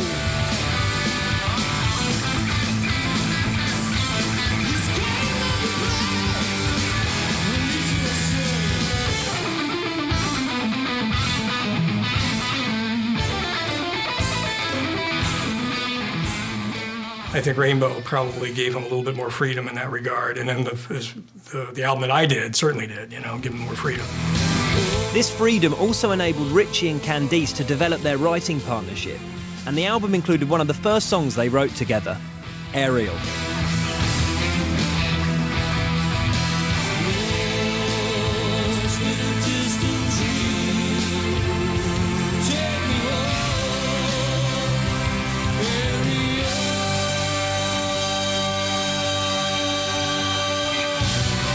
the Blackmore's Night thing kind of happened when we were doing the last Rainbow record. We would kind of get together as sort of a jam night thing at the end of the evening when we were recording at Longview Farm in Massachusetts. And we would just kind of like start, sitting around the fire, and they would just kind of jam, and they would do stuff, Renaissance stuff like Green Sleeves, that sort of thing. When I was 10, there was this kid singing Green Sleeves, and I was really taken by that mode. Da-da-da-da-da-da-da-da. Just, it was very reminiscent of another time. Almost spiritual, I thought.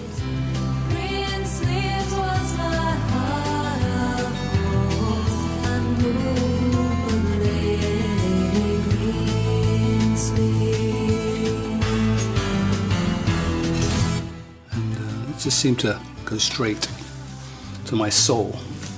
And I've always been that way. If I hear medieval music, I'm immediately come alive. Ritchie and Candice formed Blackmore's Night and made their first album, Shadow of the Moon, in 1997. His escape from the stress and pressures of that rock and roll world wound up being just to sit and just open up on acoustic and just really kind of look into the fireplace and just go someplace else. And that's where, I think that's where the beginning of our project happened, really.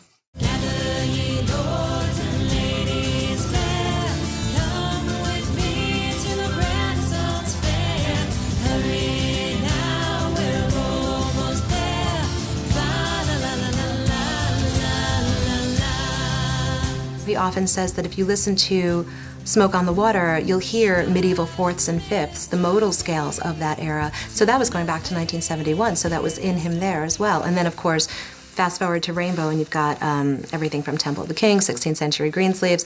So it's a lot of medieval flair in a lot of those songs.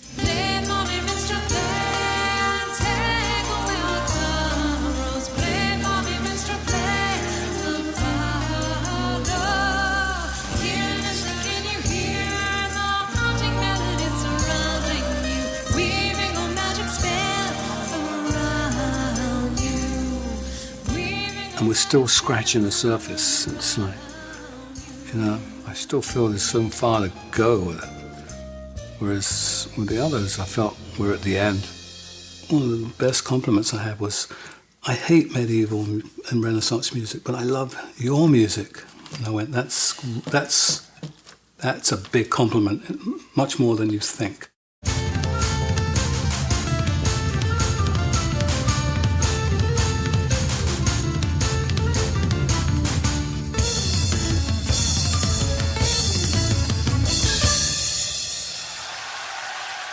With our show, it's more the audience is part of us, and we're there to to entertain them. We're not there to just show off and wiggle our hips. Since that first album in 1997, Ritchie and Candice have made another 9 together. So the sisters smiled to themselves, and they whispered as they showed. When Ritchie plunged into medieval music, it wasn't so much as a surprise as a sort of natural course of events. On the hills, the fires burned at midnight, superstition plagued the air. Sparks fly as the fires burn at midnight. Stars are out and magic is here. The stars are out and magic is here. I also feel that urge because somehow when you've done all the big heavy stuff, it's always attractive, but you want to explore the other side. The minstrels, the peasant, kind of walking from town to town, just telling the news from the last town and a bit of gossip, plays a few tunes. That's who I relate to. That doesn't mean that some of the songs don't still include modern rock influences.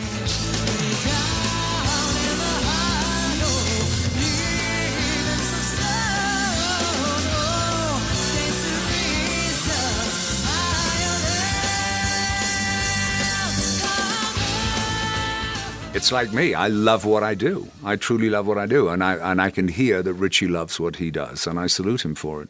Sweet William Moon, here's deathbed lay for the love of Barbara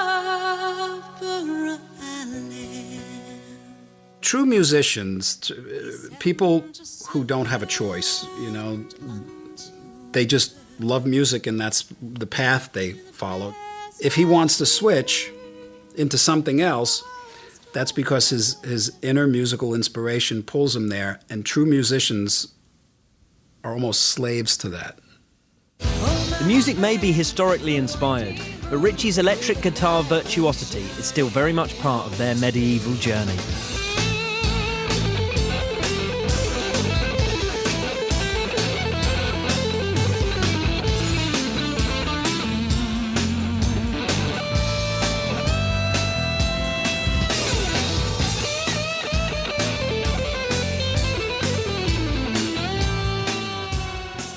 He sees himself, I think, as the quiet musketeer.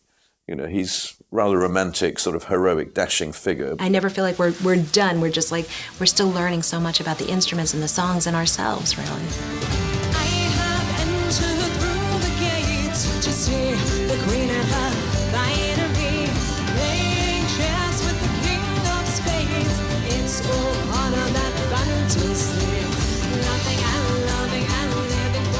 Takes me back to another life.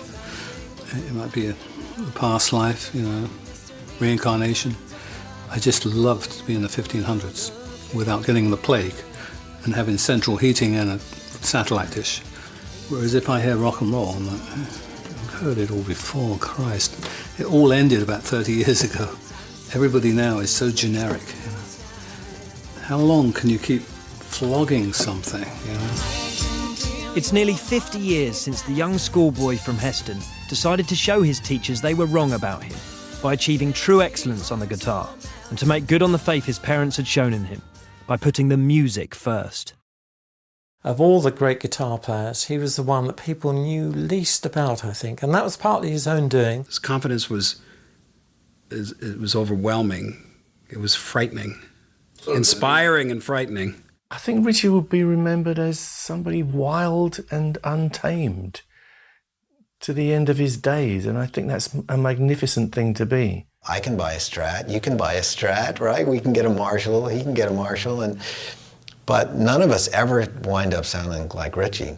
A high degree of being completely in the moment, impulsive, and just being kind of true to himself and true to what his perception of that moment was in a live situation. He's not an extrovert, he's very much an introvert, and when you have somebody like that, they create brilliantly, but there's also a lot of depth that they're always constantly dealing with.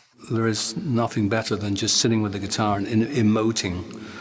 I can be in Hawaii and everybody's on water skiings and things, and watching the dolphins, but I'm in my room just looking out, looking at the horizon, so I've got to be playing. And that's my friend, you know, who I'm kind of emoting with. My gut feeling is that Ritchie's probably at his best when he tends to actually live out the rather quiet, withdrawn, artistic and thoughtful person that I think really is what he's ultimately about. You know, when people get things all in perspective, Ritchie would be right there as one of the cornerstones of what rock and roll is today. There's a long list of rock guitar players that wouldn't exist without Ritchie Blackmore. You know, there are people who enter this band thing for lots of different reasons. For money and for fame and for the chicks. It seems to me Ritchie Blackmore entered into this for the music. And for the two people who encouraged him to take guitar lessons in the first place. His mother, and especially his father. He came to the Albert Hall when we did the orchestra thing, Deep Purple in the orchestra. He loved that. I think then he suddenly realized, well, I think my son's doing something here. 5,000 people and there's an orchestra. If that childhood photograph was taken today, they'd probably all be smiling.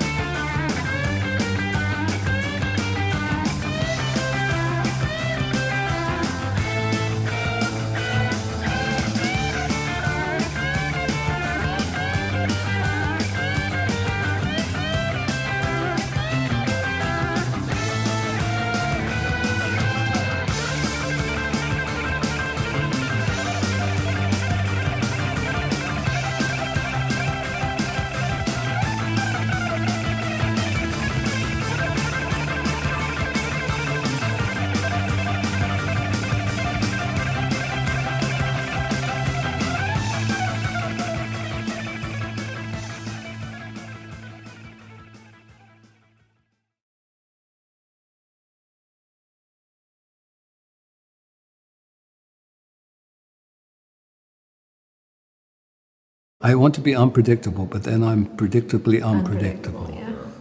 That's the problem. Here's Richie's here, the black clouds above his head, and he's going to be annoyed. And it's like, no, I'm not. I'm very content inside. I just give the impression that I'm annoyed. Because it keeps people off my back.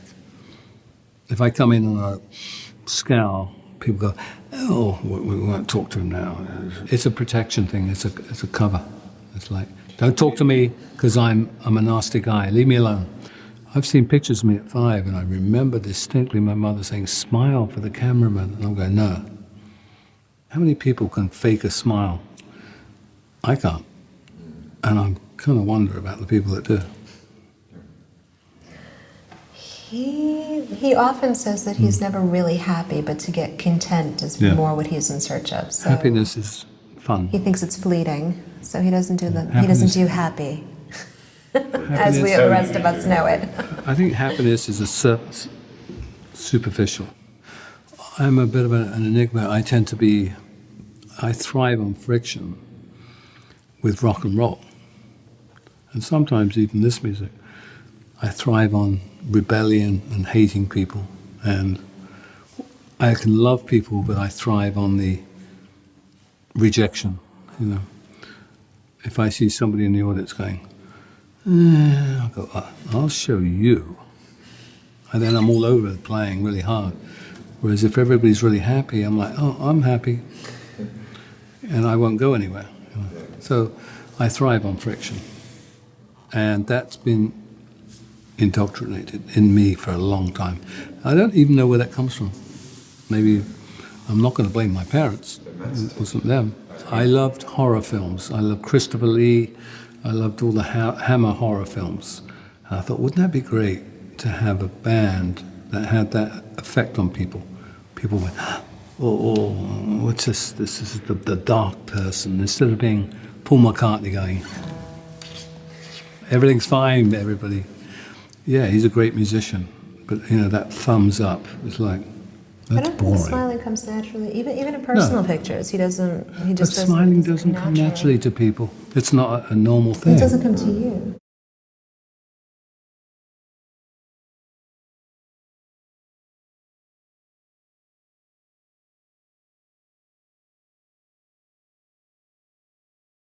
I wasn't a good pupil at school because, believe it or not, I was always pulled out of class for talking. That's why I don't talk much now, because I think I'm going to get caned. Maybe it's a psychological thing, you know. Blackmore, you're talking, go to the headmaster. I was always at the headmaster's study.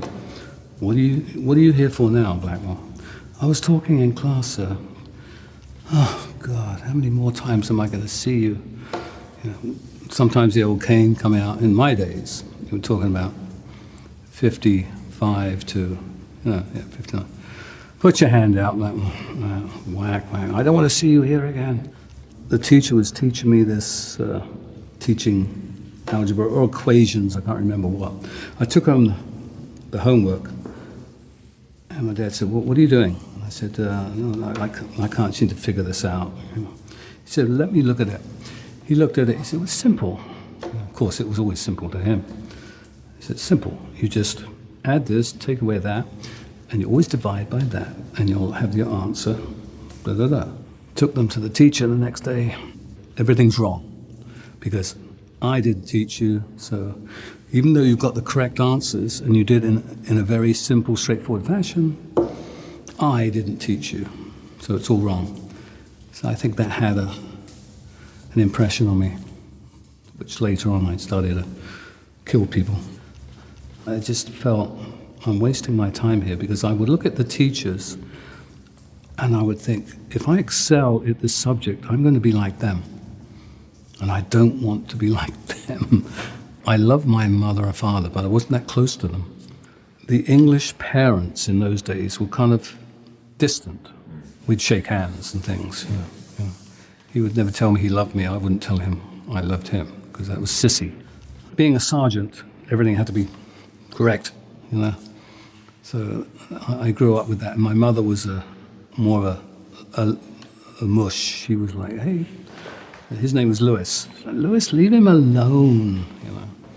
No, Violet, that was her name. He has to learn, if he's going to learn the guitar, if he's going to learn jazz, he has to do it properly. One of my favorite songs ever was White to Shade of Pale. And when he heard that, he said, what the hell does that mean? You know, if you listen to the lyrics, they don't make any sense. And that to him was a no-no. A song had to make sense. And I said, Dad, that's not, this is all about being, it's like abstract painting, you know. 16 Vestal versions going to the coast, you make up your own, you know, kind of lyrics, and you make up your own fantasies and your own horizons, the landscape.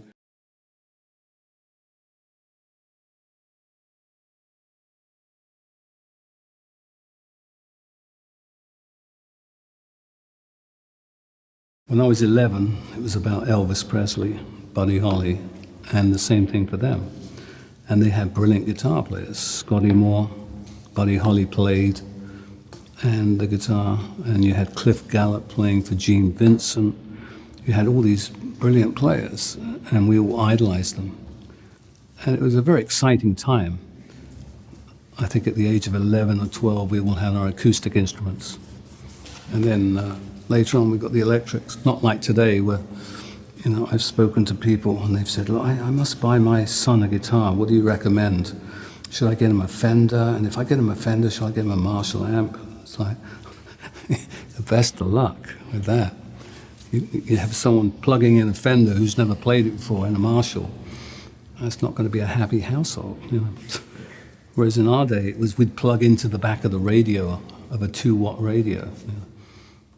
But it is strange how we all come from the similar area. And like I said, with Jimmy Page, he was in the same village. It's like a village, really, not even a town. And Clapton was a few more miles out. And of course, Beck was in another area, but of course, same age. I met Jimmy Page in '62. I was playing with a band called Screamin' or Such and the Savages, and we used to dress up as cavemen. And I was thin as a rail at the time, so I was totally embarrassed to have this loincloth on, and with all my bones showing. I was 17, 16, and all the rest of the guys in the band were all like Charles Atlas. And we played with a band called Neil Christian and Crusaders, who I played with later. And Jimmy Page was playing his Gretsch guitar with Neil Christian. And I knew he was going to be somebody then. Not only was he a good guitar player, he had that star quality. There was something about him. He was very poised and confident. He was confident, but not arrogant. So I thought, he's going to go somewhere, that guy. You know, he knows what he's doing. But he was way ahead of most guitar players. He was really good. He knew he was good too. He had a lot of, you know, kind of, he was the type of guy that, he wasn't arrogant, but he was very comfortable within himself. And then, 64 or 5, I kind of met up with him. Did a couple of sessions actually with him.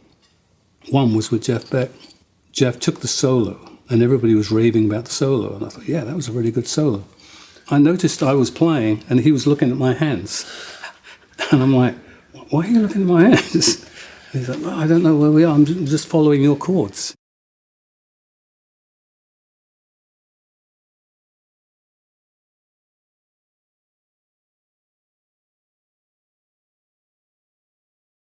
And I've always said the best guitar players are the people no one's ever heard of. You know, I've seen people in their front rooms that are incredible, but they can't play in front of an audience. I was always practicing. People used to say that, what is it with you? You're always practicing. It was like breathing. You know, I just love to play. Even now, I get up and I have to just play. It's a new day. You pick up the guitar and you just play. When I was 13, 14, luckily I met Jimmy Sullivan. He did every session that you can imagine, from Dusty Springfield to Shirley Bassey to Tom Jones. That's him on guitar. I was just so enamored with him. I would go around to his house, knock on his door, sit on his front doorstep. And he would always say, okay, come in, come in. Every time I went to his place, I would learn about 5 bars of music. That's not much, but it was heavy Bach music. Yeah, he was my idol. He was the first one I saw that really turned my head, and I went, I can't believe this. This instrument can be played that well. When I was 15, there was this incredible band that came to Southall Community Centre. I lived in Heston. And they were called Nero and the Gladiators, all dressed up as Romans in togas and what have you. And they played all this classic rock. They played Jardas by Monty, In the Hall of the Mountain King by Grieg. And that's where I got my inspiration for playing classical music to rock from. And I'll never forget that experience. I was just open-mouthed watching this rock playing of classical pieces. And it just, to me, made much more sense than Chuck Berry playing, you know, Sweet Little 16. All of a sudden it was da-da-da-da-da-da-da-da-da-da-da-da. Yeah, this is where I want to go.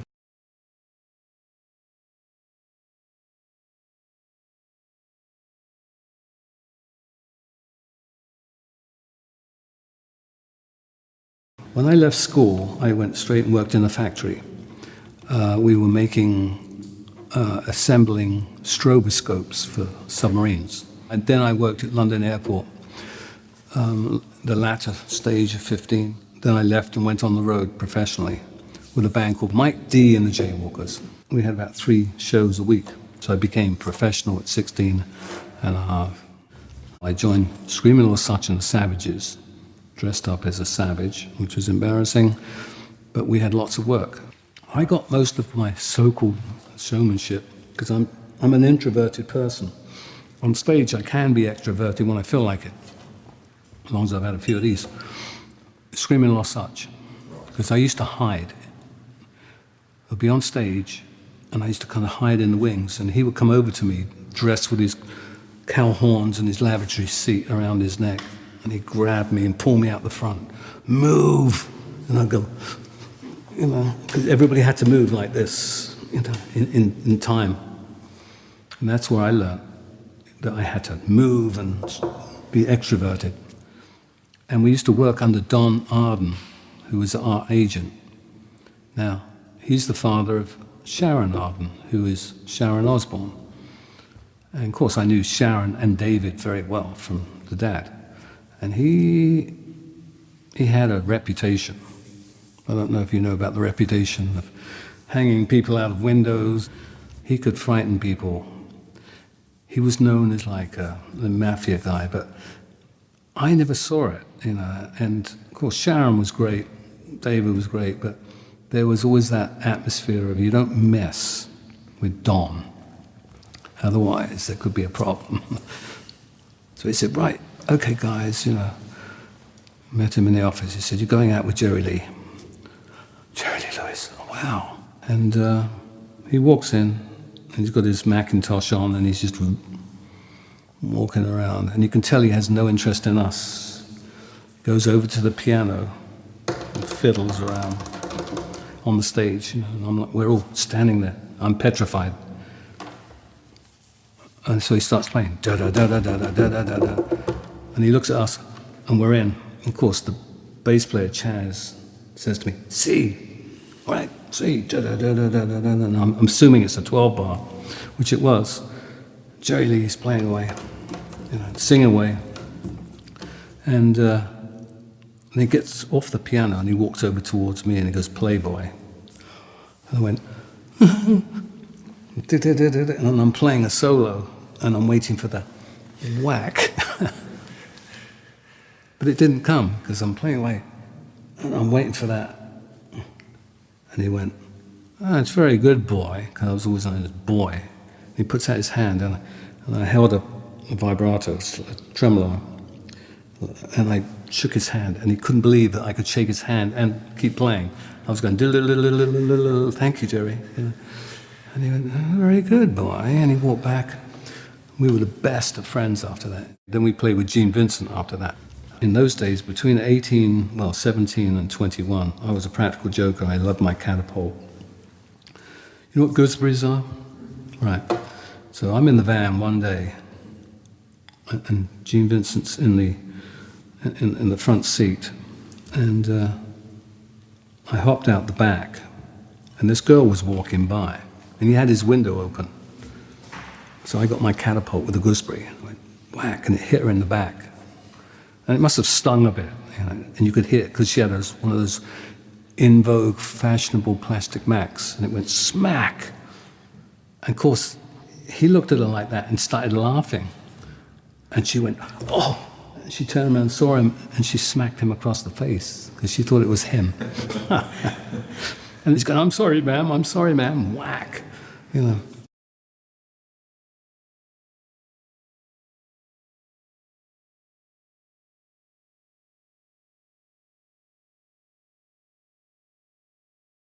And he would always tell Zeppelin, I'm leaving the band. I can't go back to America again. I can't do all that. So Peter Grant used to go, hey, come to the garage. I want to show you something. And I go, what? Go to his garage. There'd be a new Lamborghini. Just what, you know, Bonzo wanted. Wow, look at that. He said, that's yours. Coming to America. Well, yeah, all right. And that's how he kept coming. But there was a couple of moments there when he ended up crying, you know, because he wanted to go home. He didn't want to be in America, missed his wife, didn't want to be in a big band, wanted to be in a small band in Birmingham, just playing. He didn't care about all that fame.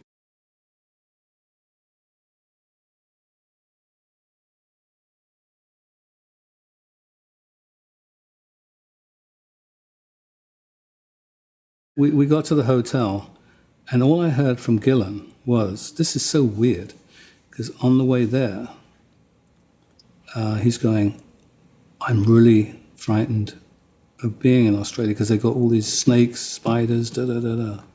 I'm going, yeah, but, you know, the chance of it getting to you is not much chance.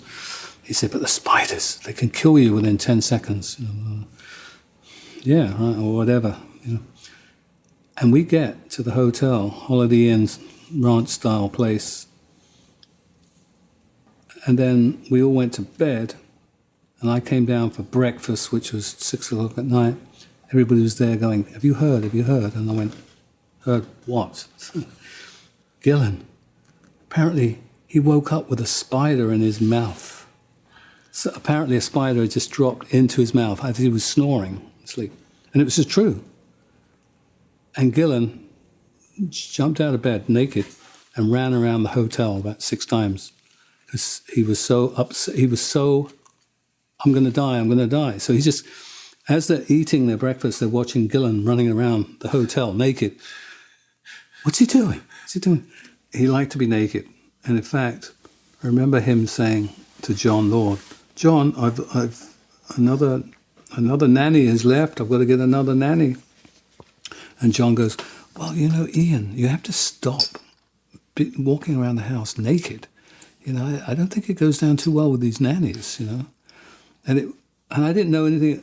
I just heard it, and I'm like, he's walking around his house naked in front of the nanny who's looking, and he's wondering why they keep leaving, you know.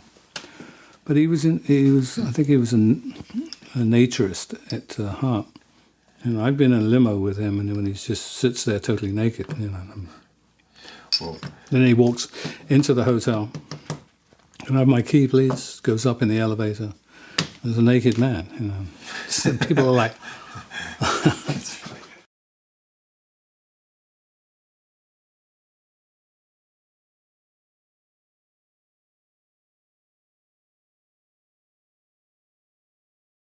I was not an American fan. You know, to me, I even said to the management, Tony Edwards, I said, look, can't I be the guitar player that plays in Europe for Deep Purple, and then you get another guy that plays in America? Because I don't want to go to America. It was too far away, and I was like,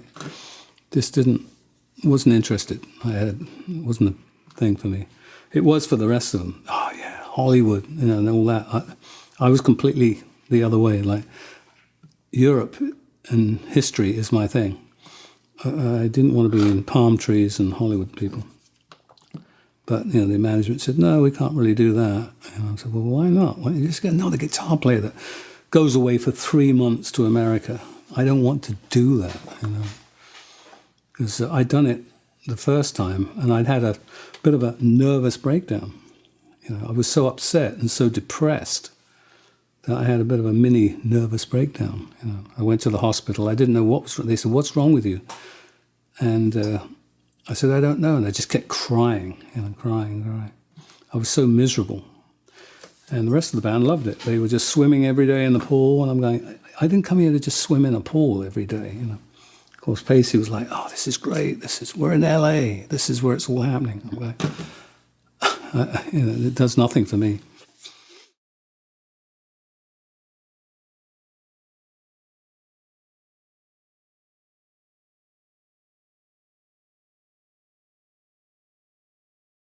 Yeah, I think Ian Anderson put it from Jethro Tull. I was talking to him about it, and he said that he called up, I think, Ray Coleman from the Melody Maker.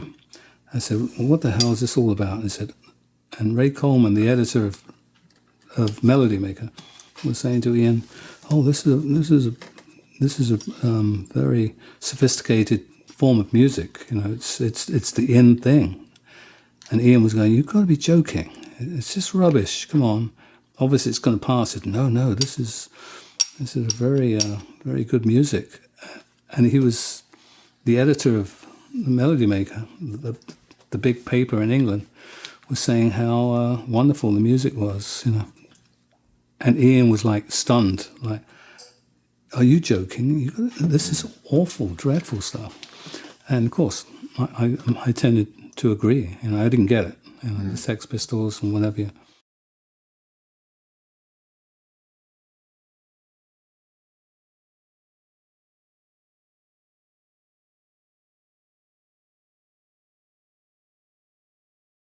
It's a great story, funny story, which we were always playing soccer, right? I was playing more soccer than I was playing guitar because I was getting fed up with, I wasn't inspired to play.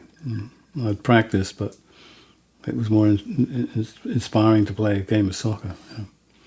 And we were playing in Florida. Joe was playing. He couldn't really play, but you know, he did his thing, and then he had. Do you want to tell the story? Then he left the soccer ground. He had a Baron, I think it was a Baron, LeBaron convertible car. So he kind of left. If I remember rightly, he had like 2 or 3 girls in the car. And he was very, "I'm Joe Lynn Turner," you know.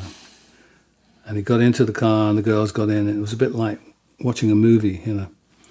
Like, oh, there goes Joe, the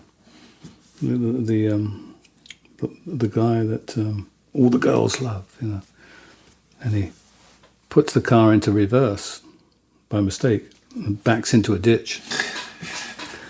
So all the coolness suddenly kind of went. All the girls are like in a ditch. And now they're getting out going, "I don't know if we want to be with this guy." You know, he was ready to leave with his hand going, and all the girls going, "Oh, this is Joe Lynn Turner." Of course, he went back into a ditch. It was so funny.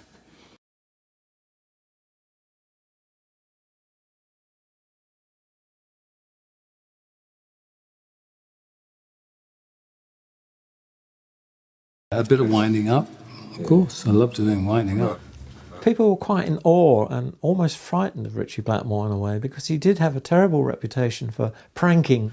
He and the rest of the band would drive around in their van armed with 4-pound bags of flour, tomatoes and eggs. And it was their great amusement to throw these or hurl these at passers-by. And there was a well-known photographer who was once set up by Blackmore in Hamburg with a transvestite. And Blackmore apparently sat outside this guy's hotel room where he took the transvestite, waiting for the shriek of horror. And then the guy running out of the room saying, almost in tears of absolute disgust. In fact, he nearly killed a roadie a couple of times. We played Plumpton Festival, and Yes was on after us, and Ritchie did his smashing the guitar up and finally threw the guitar at the amp, and there's the roadie with the lighter to light this thing up, and woof! There's a lot bigger flame than anyone thought. The roadie wasn't too badly hurt, but the fire was on stage. I mean, the stage was on fire, and the fire was on stage. and there were some curtains or so, and the whole lot went up. And yes, we're not amused at all. They had to follow that. It was during a St. Patrick's Day weekend. So I was driving through town, and I started getting these weird, ugly looks from people. And I get back to the studio thinking, what the hell's with these people? You know, it's St. Patrick's Day and all that. And I get out, and on the back of the car, he's got a bumper sticker that says, "Fuck the Irish." And I've been driving through town on St. Patrick's Day, and they're probably like saying, "What, you, this fucking asshole?" You know. And anyway, so that could have been dangerous, actually.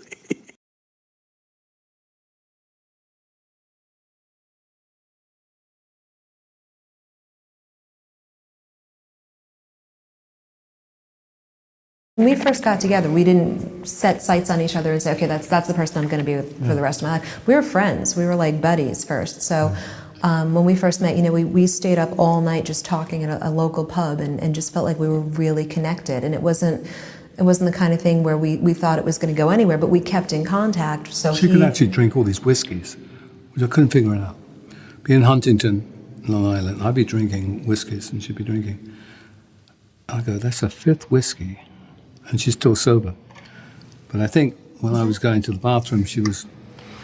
Is that what impressed you about me after all that, impressed. really? That was...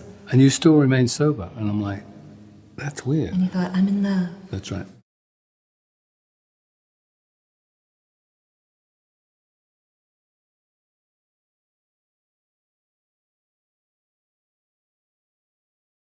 Richie's like, I'm really frustrated, and so is the producer, with what we're getting lyrically, and we need to get a lyric writer in. So he said, before I make that phone call to get this other guy in, you know, because of course there's the expense in it, you know, I'm going to fly him in and pay and get the hotels and all. Yeah. Well, so he said, I'm going to play you a backing track. Let me know if you come up with anything by the time you get up here. I was taking the ferry from Port Jefferson to Bridgeport and then driving the rest of the way up to Massachusetts. The ferry is exactly an hour and 15 minutes long. There's nothing else to do on the ferry but look out the window, you know. So I'm sitting there and I'm listening to the backing track and I've got it in my head. And by the time I started and then traveled across the water and got to the other side, I came up with 14 verses. And I didn't know if they were any good or any bad. I didn't know. I just felt it through the music, and tried to write from a guy's perspective. You know, like that's where I wanted to try to make it believable that it was coming from Doogie. And I got to the other side, drove up the rest of the way, handed my notebook and my scratchings to the producer and to Richie. And the producer, Pat Regan, said, okay, we're going to take this one, circled 4 verses, put 2 together, that's your chorus, and you're done. There's the song. Great, thanks a lot. On to the studio. I was like... He's a hard guy to please, too. He's very difficult to please, but when he does like something, it feels very rewarding because it is hard to please him. That one was Black Masquerade.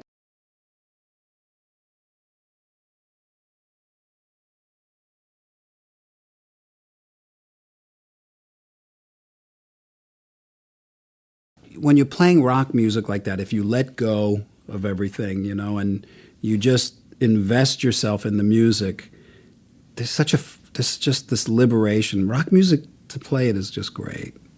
And those riffs, he's a riff master. I mean, there's true brilliance there. There's no bad Ritchie Blackmore riff, you know what I mean? I wanted that energy. And he knew how to deliver the energy in every note. It's like every note that he plays has its own zip code or something, you know? It's like its own little entity. We all were so individual. Look at Don, the eternal schoolboy. There was me, the rockabilly guy in the middle, or whatever I was. Roger, the typical rock star bass player. Cozy, the typical rock drummer. But a hell of a drummer, I must say. I mean, I miss that guy like you won't believe. And of course, Richie, who was the most talented guitar player I'd ever played with. I couldn't believe his style and the magic. You know, I remember playing tracks to my dad and saying he was just like blown away with this music. He'd never heard it before, my father. And he was blown away by Richie's playing. When he came to Donington, my family was there. And he just said how much work he puts into his playing. And those arrangements that Rich put together, you know, were just incredible. I've been influenced by Richie because that's the reason I play guitar. You know, actually seeing that first show, you know, the Brixton Sundown, that kind of started it all off. And the style of playing I actually incorporated so much of the Ritchie Blackmore thing. I mean, I'll just give you a quick example. Like a lot of players, it was very much blues based. So you'd be playing just the same 5 notes. So you'd be... Ritchie would come in and it'd be like...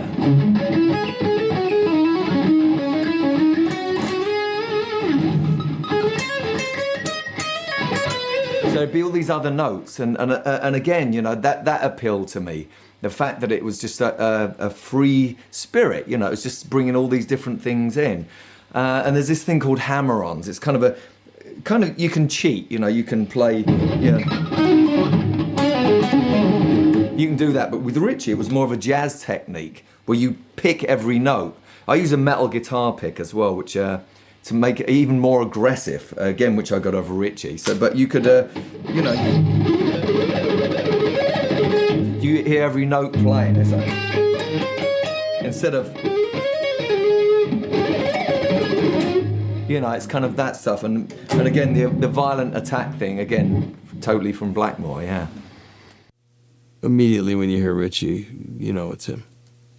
You go, Ritchie Blackmore, you know. If you can be a guy who plays a couple notes, they go, that's so and so, that's so and so, you know. Then you've made your mark. It's not about who's fastest or who's those are parlor tricks, you know what I mean? And we've all guitar players are guilty of it. It's fun to be flashy. It's fun to do this.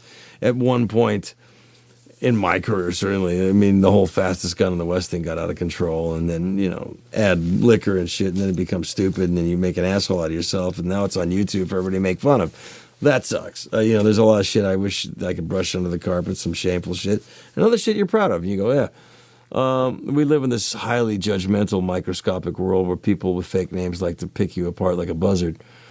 I don't think Ritchie has any of that stuff because he was pretty consistent. But those of us that tap dance in the dark coals, on the hot coals, in the darkness of our own demented little minds, sometimes have a few embarrassing things we like to live down. But, you know, perfection is not a reality.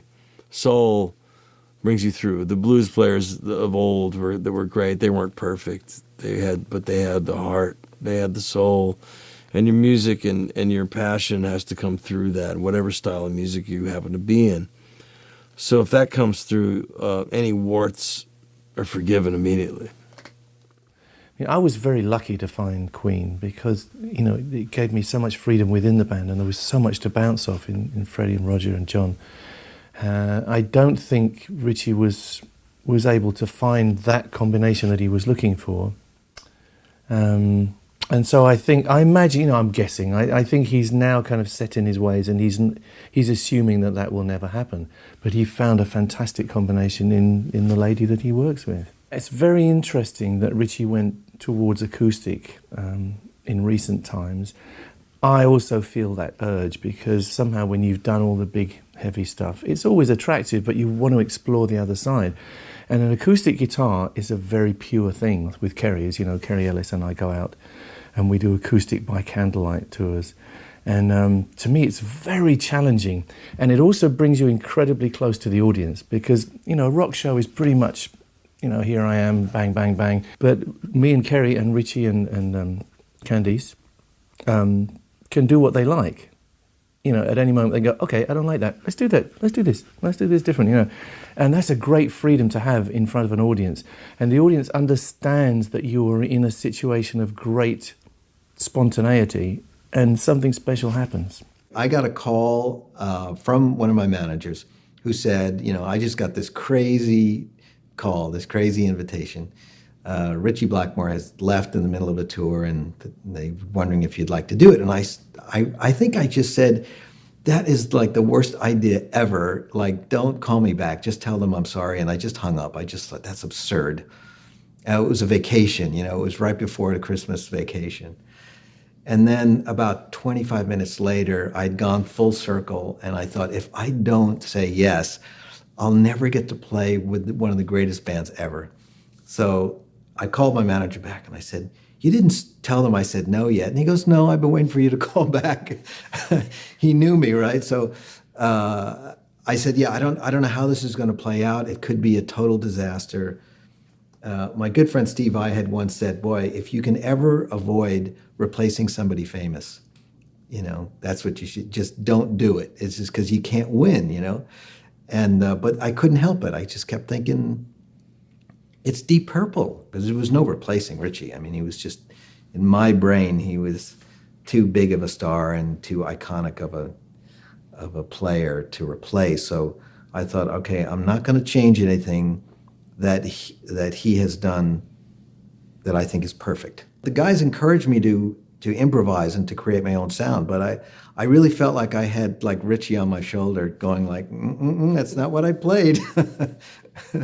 And I wanted to do him proud, you know, I wanted to celebrate his legacy. I spent a number of months playing with Deep Purple, and I had to really go back and listen to the records and say to myself, don't trust your memory on this, let's just see what he actually played. And I'd be shocked to find that he's playing only on the last 4 strings for half of the song. And I think, how did he get it to sound so big? And it's because he's playing with the guys. They're melding together, they're weaving in and out of each other, and they're not overdoing it. And then when he goes to do a solo, his fingers come through. That's what we want. We just want to hear, you know, Richie's fingertips on the strings. One of my favorite riffs, like I said before, was this part in Perfect Strangers, which was very, well, it just has to be clean and perfectly played.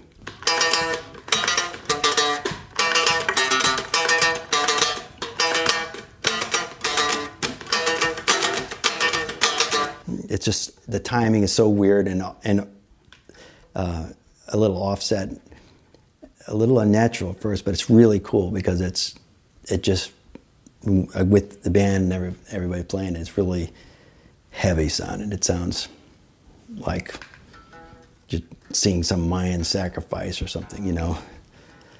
And then at the same time, he could do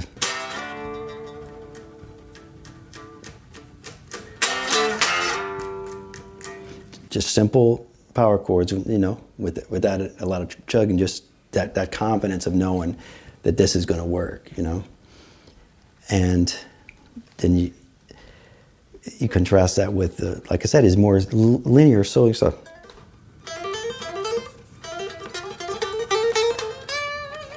As opposed to, which a lot of guitarists get into, is those box patterns. Well, I guess the jazzy thing, like I was playing some of the, like,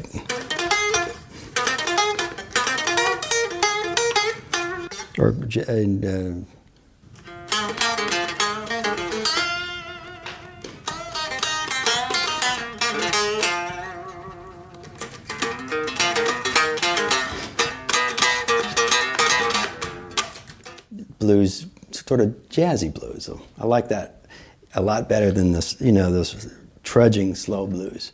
The playing keyboard parts that don't necessarily fit great on the guitar. 3, 4. That's